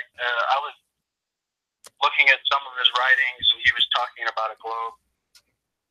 Yeah, he did, but he also likened the Earth to a realm as opposed to a planet. He likened the Earth to a Tesla coil. And I remember the point I was going to make earlier. I was talking about the flat Earth being like the Earth period having a magnetic field, and the flat Earth behaves more like a disk magnet or a Tesla coil. and it holds a static electric charge, if nothing else. It's a toroid. Well, I mean the plane. Electromagnetism. I think that was Tesla's theory. He was saying the whole realm is everything around you, and even in the air, everything, all existence is due to electromagnetic. Right, and you know what? I agree with him on that. See, I used to subscribe to the subatomic particle theory of things, right, for the longest time. And to me, that's all conjecture. There's no evidence for subatomic particles or atomic particles. It's all theory. And the numbers work, sure. But that's a very materialistic way of looking at things. Like, they'll tell you that a wooden table is mostly empty space, and that if you were to become super microscopic small, that you would just see an atom every 500 miles or whatever. Like that's what they claim. But it seems to me like I agree with Tesla that everything has a spiritual or electromagnetic form, and that electromagnetic or spiritual form manifests in this reality as things that we can process with our senses. And that makes far more sense to me than the idea that everything is made up of different types of particles. And I know that sounds very anti-scientific. However, when I'm talking about particles, I'm talking about, atoms. And anyone who believes in atoms believes in something for which they have no firsthand evidence for at all. However, we do have, and by the way, if you believe in atoms, then you sort of have to believe in gravity and things like that. But I don't believe in what I've just described. It's based on research. It really seems that the world and the so-called universe is governed by electromagnetic forces. Lions claims that there are only four major major sources of energy in the cosmos or whatever, right? And of course, it's strong nuclear, weak nuclear, gravitic, and electromagnetic, right? So gravity, strong nuclear, weak nuclear, and electromagnetic. And out of all of those, the only one that is an actual force is the electromagnetic force. And some scientists, cutting edge scientists, are theorizing that even inertia is electromagnetic. And to me, that makes a lot of sense. But anyway, I always get off on a tangent, but good conversation, man. Yeah. Wait, no, I asked you. One more thing before we go. What state are you in? South Kakalaka. South Carolina. That's what I thought. I'm in Columbia, man. Oh, okay. Well, I'm in Green. I'm sorry. Well, I'm in Spartanburg. Wow, you're not far from me, man. Oh, okay. Well, do you have my number? Yeah. Well, duh. Yeah, you got my number. Hey, just call me sometime and we'll get up, brother. All right, dude. It's nice talking to you. Yeah, you too. Awesome. All right. Okay, bye. Yeah, awesome call. And I'm down to one magnet. Been talking magnets. I'm down to one battery bar on my phone, so I figure I'll take calls until I run out of batteries. So the great Borrego says, "You demand Morgile. IPS is a baller dressed in flat clothing." I hate to say it, but I agree with you, man. And even after the talk we had yesterday, I made no I minced no words about expressing my feelings. Oh, here comes another number from 3301133. I don't want to have to show you guys. You believe me. Let's see who it is. John's Donkey Service. We haul ass. Yellow. Oh, they hung up. So, anyway, what was I talking about? Somebody in chat tell me what I was talking about. Oh, I was saying my phone has a battery. Oh, yeah, IPS, blah, blah, blah. Man, it's funny because on that hangout that I did yesterday, I was going through the comments today just to see what was going on in the comments. And there was one person Oh, there was tons of trolls. That place was rife with trolls. Okay, private caller again. John's Donkey Service, we haul ass. Hello.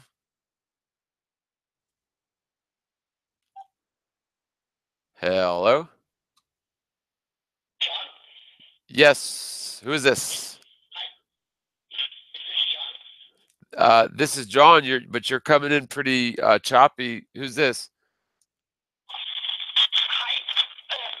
Can I share an observation with you?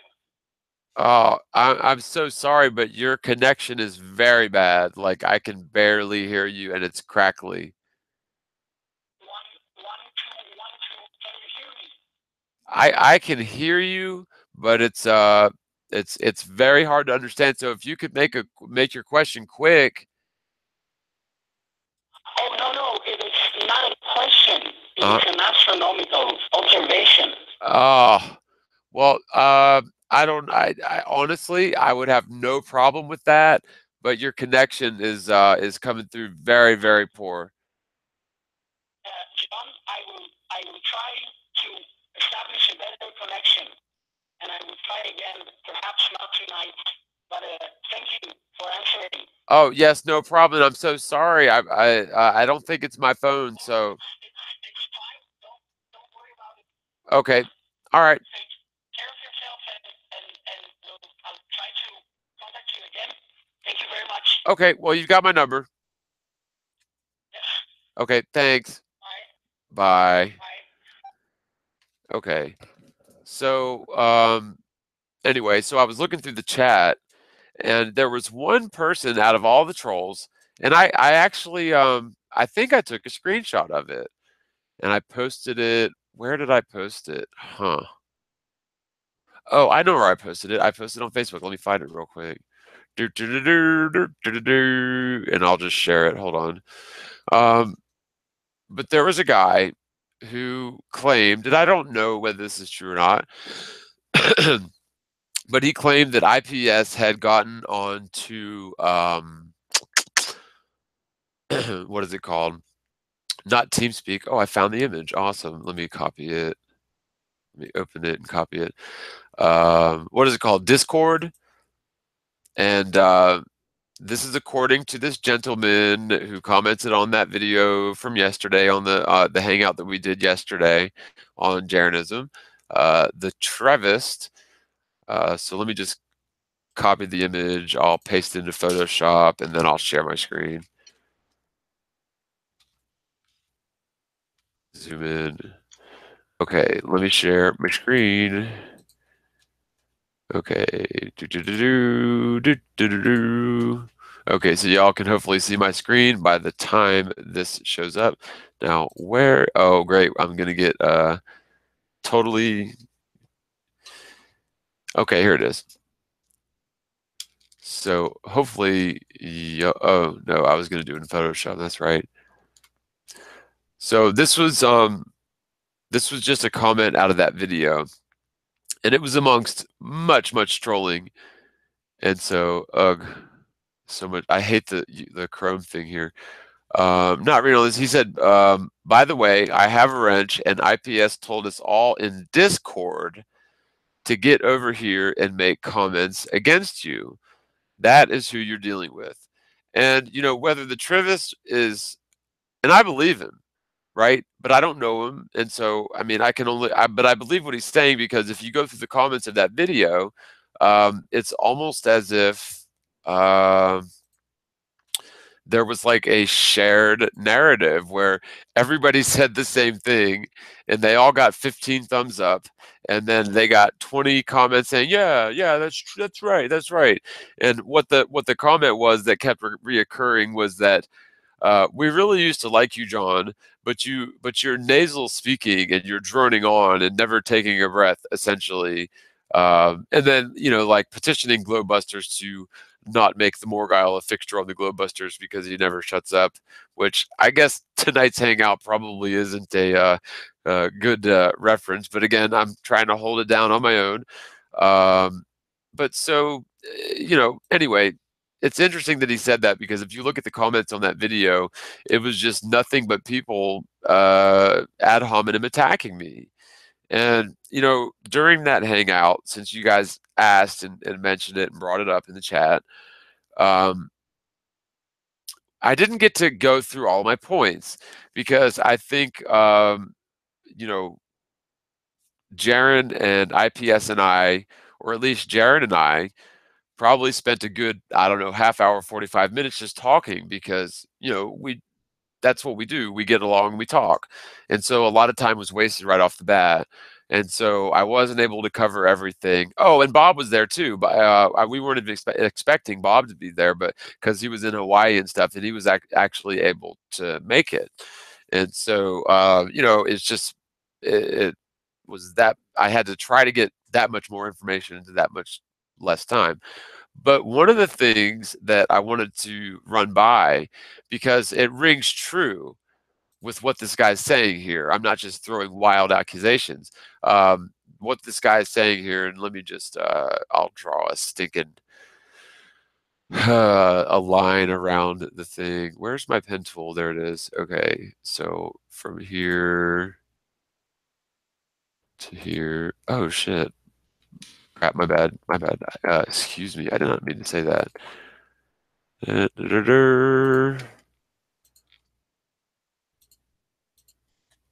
Okay, and so I'll just edit stroke.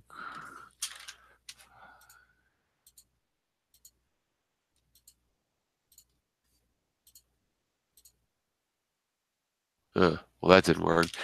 Okay, so anyway, so this area here, it just basically says, again, by the way, I have a wrench, and IPS told us all in Discord to get over there and make comments against you. That's who you're dealing with.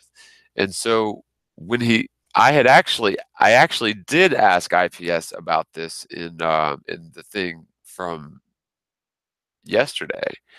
I asked him, was he and Tim Osman and those other Globe Earth trolls using some sort of TeamSpeak or third-party communications equipment outside of the YouTube Google Hangout? And if I'm not mistaken, he really didn't answer the question. He just sort of danced around it and changed the subject. But see, the reason I asked that, and I never got a chance, because we ran out of time, but I never got a chance to go through any of this. Actually, I never got a chance to go through probably even a quarter of what I had prepared, but I didn't expect to. I mean, you can only fit so much in a couple 3 hours or whatever, especially when, it's the obviously interesting conversation, of course. But okay, so just check this out. I'll try to make it as big as I can. Oh, and tell me if, hopefully you guys can hear this, but I'll explain what happens, and you can see it in here. Hopefully y'all can hear it. But what happens is IPS, like they're just here talking, and then IPS goes on mute, and nobody says a word. None of the panel members say a word for, let's see, from 8:43.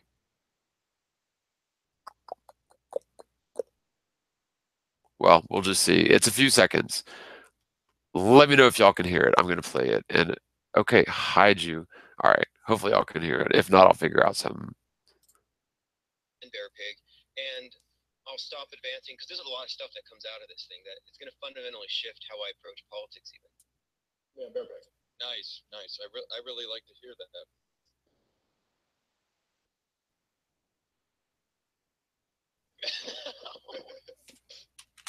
So first, let me just check and see if you guys actually got a chance to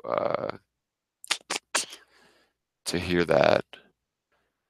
So let me go back to, where is my Hangout? There it is. So did you guys actually hear that, or should I try to find something else? It's really weird. It's really weird. And I know there's a 30-second delay, so I'll wait and see if there's a response.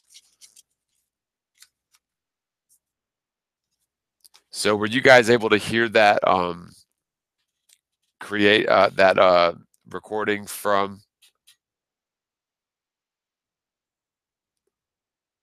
Vegas Pro? Could you guys, oh, you could barely hear it? Okay, it was probably coming out of my microphone. No audio. Okay, nope. Okay, so here's what I'll do. I'll put a timestamp of it's actually in the video that I did, because I can't play it from here. It's in here. Let's see, where would it be? Where would it be? Oh, I'll never find it because this thing was so long. It was 8 minutes and 30 seconds. Oh, here's what I'll do. I'll go to the original video. Duh. Here's the original video link. Okay. And it's at it's like at the let's say 8:20. And I'm sure you guys can't hear it. Is that if it's proved to be a globe, suddenly I'm not going to be a global warming denier anymore. I'm going to stop ripping on the man bear pig, and I'll stop advancing, because there's a lot of stuff that comes out of this thing that it's going to fundamentally shift how I approach politics even. Man bear pig. Nice. I really like to hear that.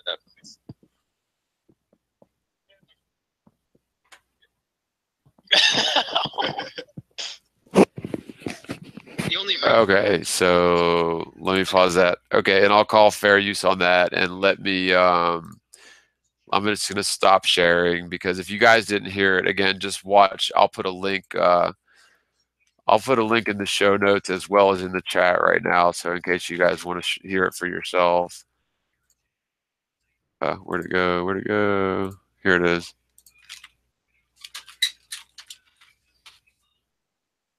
So again, just start about 8:18, and basically, like what it corroborates to me, and I had no idea. Like I had noticed this, and I had mentioned it to IPS, but I didn't get a chance to ask him.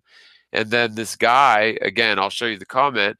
He's talking about that they were using Discord, which I know is a way that you can, chat with people through digital, sort of like online servers that are third party or outside of the circle of the Google Hangout.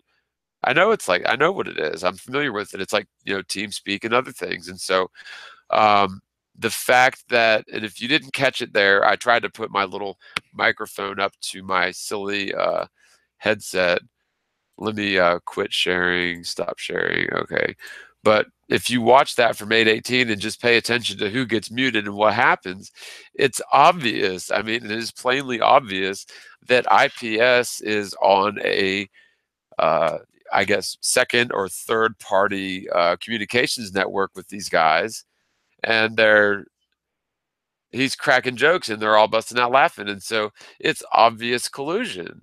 And so, again, I mean, I sort of got to say my piece yesterday and also make peace with IPS, because I really don't want to stir up drama. I hope that the rocket launch thing goes off without a hitch. I really do. I don't want to have to be able to say I told you so. I really don't. I hope that the whole thing goes off beautifully and Flat Earth becomes this mainstream media sweeping firestorm, right? Which obviously is never going to happen. But I can hope, right? We can dream. We can dream. I feel like it's irresponsible of us to put our hopes and dreams in people who are very obviously deceptive in all sorts of ways. I mean, there's no denying that that person is deceptive. And so, Jaron, I don't want to speak for him. His point of view is different than mine, that he sees any publicity for Flat Earth as good publicity. And I see his point, and I agree to an extent, but I also see that terrible, terrible, terrible, terrible publicity is the last thing that Flat Earth needs. And this stunt could potentially turn out very bad. I mean, I'm not saying it's going to, but it could potentially. And so that was my whole point of the thing. And, perhaps IPS can get along sometime as friends in the future, but I don't know. I doubt it. People who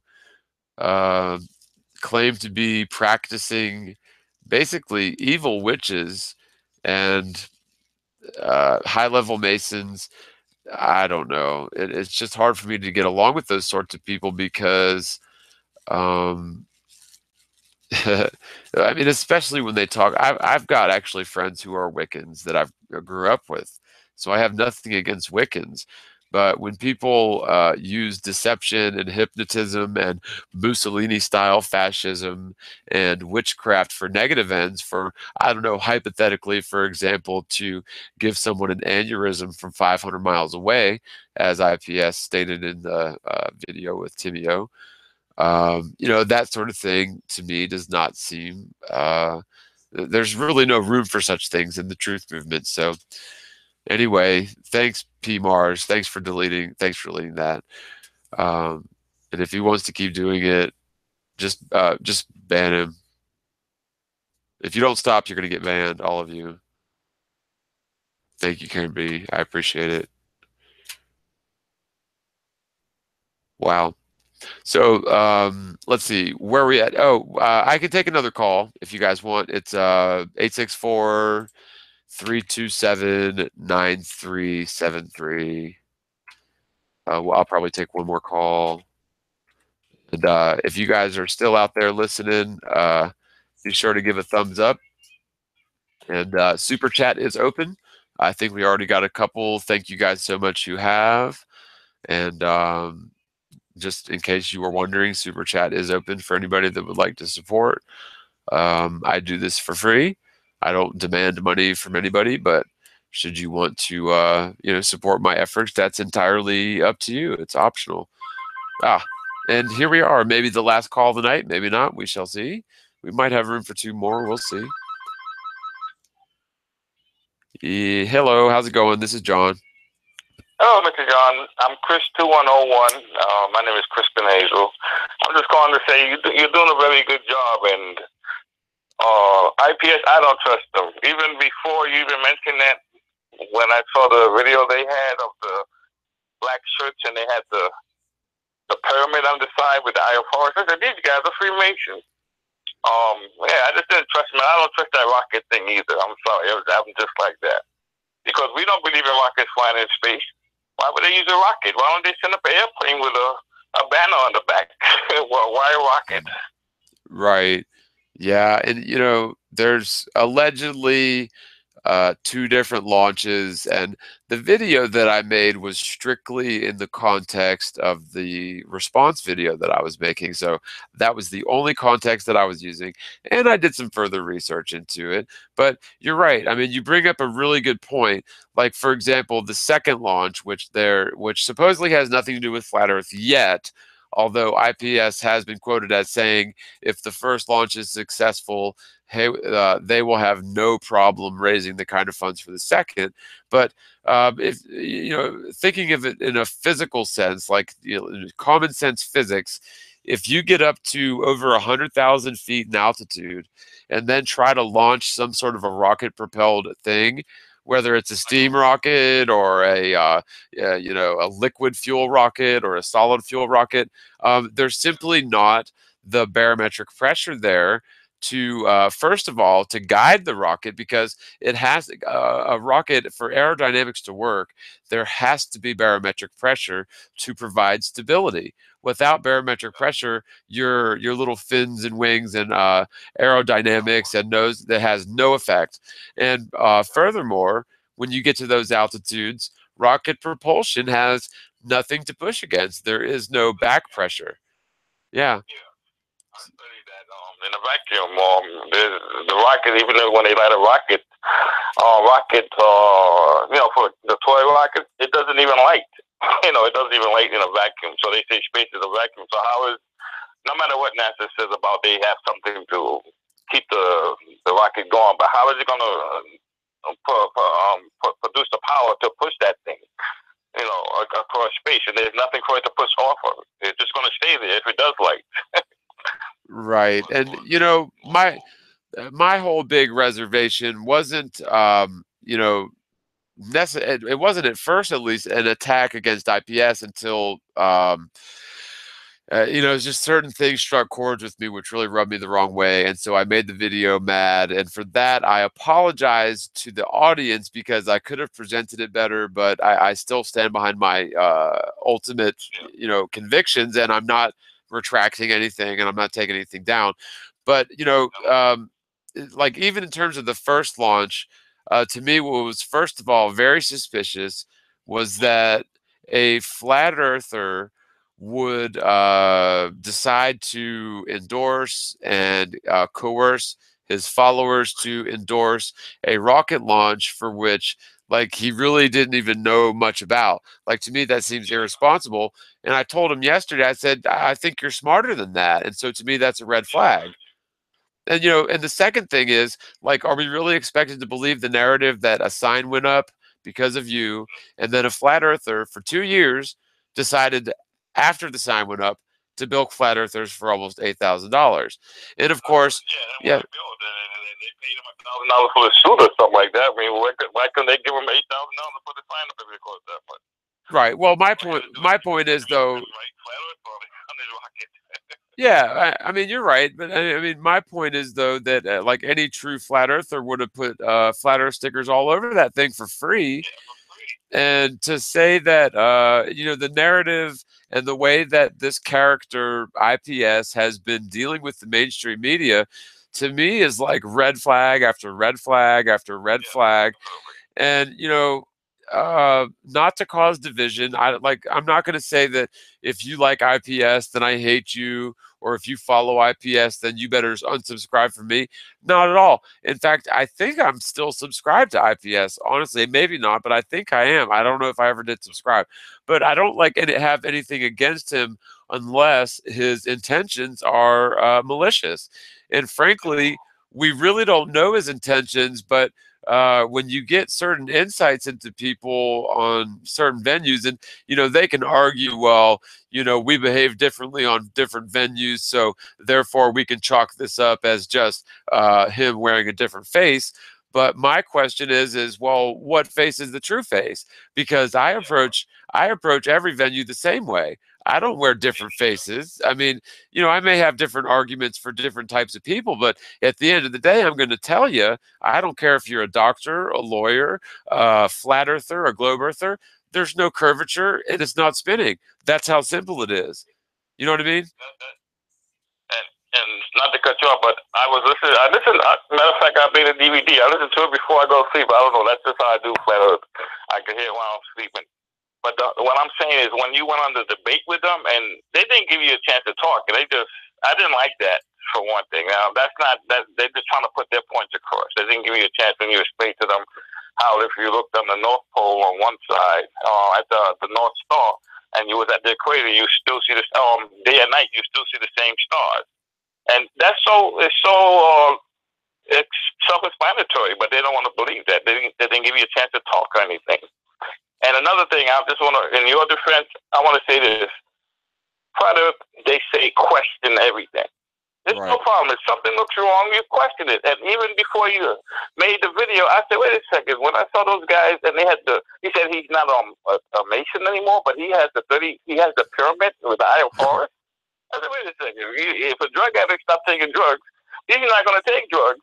So he's not a drug addict. I mean, he's still a drug addict. Right. That would be like that. Right. That would be like saying, I used to do heroin, but don't mind the needle in my arm. Right. Well, no. What I'm saying is, it's like analogy. Like, I used to do heroin, but don't mind this needle in my arm. Right. I mean, it's the same thing. You know what I mean? Yeah. Right. Well, yeah. You stop. You don't still flirt with what you messed with. And this guy is flirting with the same guys. Okay, you're not even saying anything against Freemason, but if something it doesn't sound right, we have the right to question. It doesn't matter if it's a flat earther or if it's a globe earther. If they're talking too crazy, we got to say, yo, wait, that's not what we're about. You got to, could you explain yourself? You have the right to do that. I stand behind you 100%. I'm sure a lot of other people stand behind you 100%. Yeah. I appreciate that, man, because like, what happens anytime where I go against certain elements, what happens is they unleash, and I'm not necessarily calling any names or any circumstances, but whenever I go against certain elements, they unleash hordes of trolls. And as you can look, if you look at the chat right now, it's just flooded with spam with trolls. And so whenever I deal with certain elements of people, I get inundated with trolls. And what happens is they complain to people who are my friends. They complain to people that I do hangouts with, like, oh, and like they won't just do one or two. Like they'll have like 10 people do 500, and they'll be like, yeah, you need to get this guy off of this venue. We hate this guy. And like they all use the same insult in certain circumstances, like, oh, we used to like you, but your nasal voice and you never shut up, blah blah blah. And I know. Because you wore makeup. Now I don't like it because you don't wear makeup. That's just an example. Well, let me tell you something. The reason why these guys do that is because you're onto something, and that's how it works. When you're onto something, when you're educating people, they always try to bring you down because it's not what they're talking about. You see, that's that indoctrination. You see, right. just like the globe heads, I could say that. When you talk about the globe, man, everything comes down on you. What? You're an idiot. You're stupid. And they started that retarded stuff first. When I started doing the research on flat Earth, it automatically clicked into my head. Wow, this is how it is. Even though I was scared, I didn't go outside for 2 days because I say, where am I? Yeah. When I was a kid, I remember walking outside in our porch, and I looked up in the sky and I saw the moon and the sun was on the other side. Okay, so that looked weird. So and the way the light was shining off, that it didn't correspond to where the sun was. The light was more in the back, like I don't know. Not a half moon, but a quarter moon or something like that. I'm not exact, but I went to school and asked my teacher, well, why? I saw the sun on one side and I saw the moon on the other side, but the shadow was in the front where the sun was. And you know what she told me?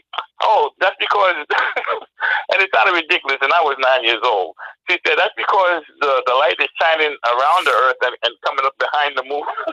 So I said, okay, but it sounded ridiculous. But that's what got me when I saw the moon. They were talking about the moon. And then I said, wait a second. That's the same thing I was thinking when I was a kid. And right there I became a flat earther. I called my brother up. He said, I always thought there was something wrong. And for 2 days, I didn't go outside because I was scared. I'm saying, where am I?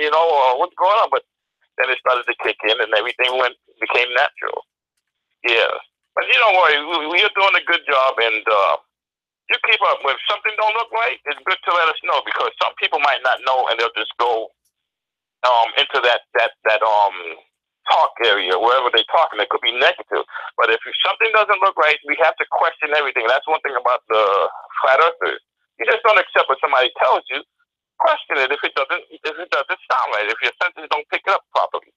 So you keep up the good work, and that's all I really called to tell you that. I appreciate listening to you. It doesn't matter how long. I hate to hear people talk about, he talks for so long. When you go to school, you're sitting for 6 hours, so what? You talk for 6 hours, what's the big deal? Yeah, and I really appreciate that, man. It means a lot to me, and sometimes it's like you can't just explain flat earth to a globe earther in 10 minutes. I mean, I'm sorry, it just doesn't work that way. Someone else is calling in, so let me grab this other call. But it's a pleasure to talk to you, and any way I can help down the line, I'll try, with donations and stuff. I just wanted you to know that. Well, that's awesome, man. That's up to you, totally up to you. I appreciate that. God bless you. Thanks for calling, and I'll do it again sometime soon. I love doing these hangouts and talking to you guys, man. It's awesome. Okay, Margaret. You have a nice one. I'll keep listening. Bye-bye. All right, brother. Bye. I guess whoever was calling before hung up. So we've been going for 3.5 hours, and wow, the chat is just inundated with trolls. Yes, I am the only moderator. I don't know how to give somebody moderator access. Let me see if I can give somebody moderator access. I thought I did.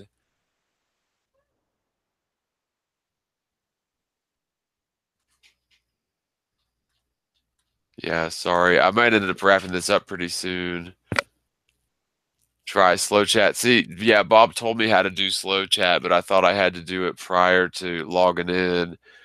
Does anybody want to? Well, actually, I think I'm about to wrap this up anyway, guys, seeing how we're inundated with trolls. I guess on the next one, I should probably plan ahead, have slow chat, and give some people moderatorship. But yeah, we're almost 4 hours, and actually I've got to change my bandage again, and I'm actually out of bandages, so I think I got to try to get to the pharmacy before they close. Well, we'll take one more call. It looks like it's coming from 615 area code. Hey, this is John. How's it going? Hey, John. Hey. Yeah, yep. This will be the last call, probably. Okay. Hey, my name's Mark. Glad to talk to you. Yep. You're a little faint. Okay. Is that better? Yeah, 100%. Okay, good. Here's my question for you. This is something had a dilemma about for a while, and that is 24-hour sun in Antarctica.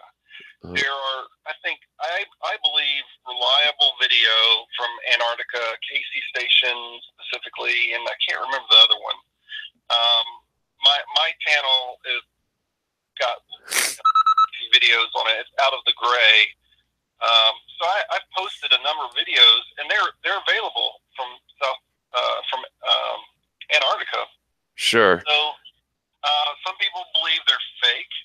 I just don't get that they're fake. Yeah. No, and that's 24-hour summer sun. What's your thoughts? Yeah, that's totally legitimate. Now, I know that Jaron's done several videos where he scoured through like weeks and weeks and months of so-called 24-hour footage of the midnight sun in Antarctica. And what they do as a rule is they cut out like 8 to 10 hours of every day. It's like a time lapse thing. And he wasn't able to find one single instance. Now, let's just say hypothetically that it does exist. And by the way, my phone's beeping at me, so it's telling me it's going to die. So if I hang up, it's not because I hung up.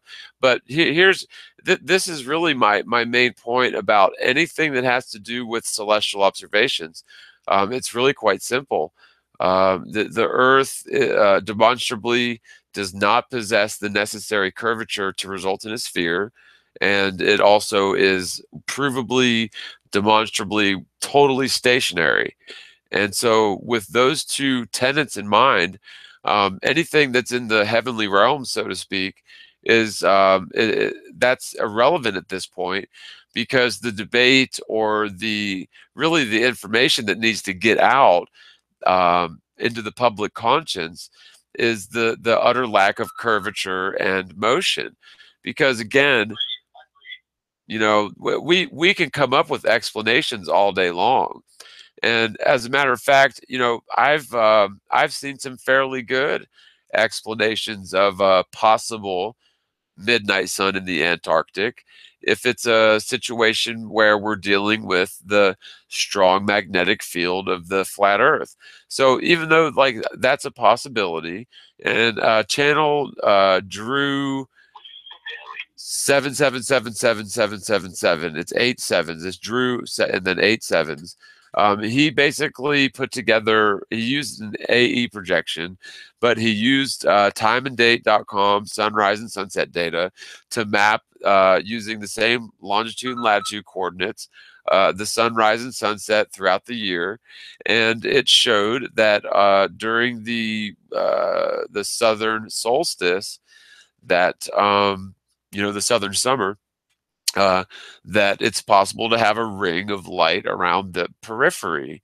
But this could be magnetic. It may not even be an AE model, but that's really delving too deep into it, because until anyone can show conclusive proof, first of curvature, which should be very simple, but it simply doesn't exist, and then geological motion, starting with the supersonic axial rotation near the equator and the tropics, and even supersonic in the United States, and then the 66,000 mile an hour path around the sun, and the 500,000 mile per hour path of the sun around the galaxy.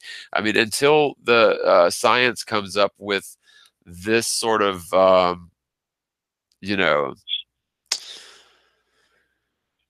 I guess you could say, when it comes to axial rotation, I agree. There's so many problems with that. we should weigh less at night than we do in the daytime because of centrifugal force, right? Right. Yeah. Things should weigh more on the North Pole than they do at the equator. Just again because centrifugal force. There's no centrifugal force on the North Pole. Yeah, I agree. I agree. That's something that I brought up very early on. That's something that bugged me even as a child, because logically, and people will argue that the edge velocity has nothing to do with it. But when you're at the equator, and if you look at any machinist's handbook dealing with gyroscopics, it is indeed the edge velocity that is the primary driving force in terms of centrifugal force. And the utter lack of centrifugal force in the north, assuming a globe, yeah, it should cause things to weigh like hundreds of thousands of times more. But you're right, there's a very small difference, and that difference is actually accountable for by just merely barometric pressure, which has a very small effect on our weight on a scale. And yeah, so that's a really good point. I totally agree. And you had it. What was your other point? You made another point, and I'm sorry, my phone keeps beeping at me. So it's. We were originally talking about the South Pole 24-hour sun. Yeah. And I'm familiar with those videos that Jaron put up. I even posted comments hoping he would look at what I had on my channel, just because these don't have time cut out. I mean, I've got probably 20 videos there, and some of them stretch across a week where there's no cut. They are time lapse, but there's no cuts in time. You know, they're like 5 minute incremental time lapse. So yeah, I don't know. They could be from somewhere else. But now, did you take those yourself? No. These are from these outposts. Okay. Website. Okay. And the thing is like honestly, even if it was shown to be 100% true that there was a midnight sun in the Arctic, to me, honestly, it wouldn't prove or change my views at all, because my views on flat Earth are very simple. And yes, I've gone through all of the sort of very complex checklists in terms of orbital mechanics and the theory of gravity and the theory of the Big Bang, and I mean, and on and on and on.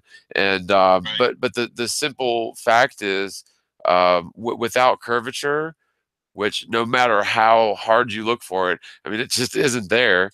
And without motion of the Earth, then nothing else, like all of the other heliocentric theory, falls apart. And we just frankly have no clue what the sun is. We do know that the Earth itself creates a large magnetic field. And frankly, light waves are merely the visible spectrum of the magnetic, the entire electromagnetic spectrum.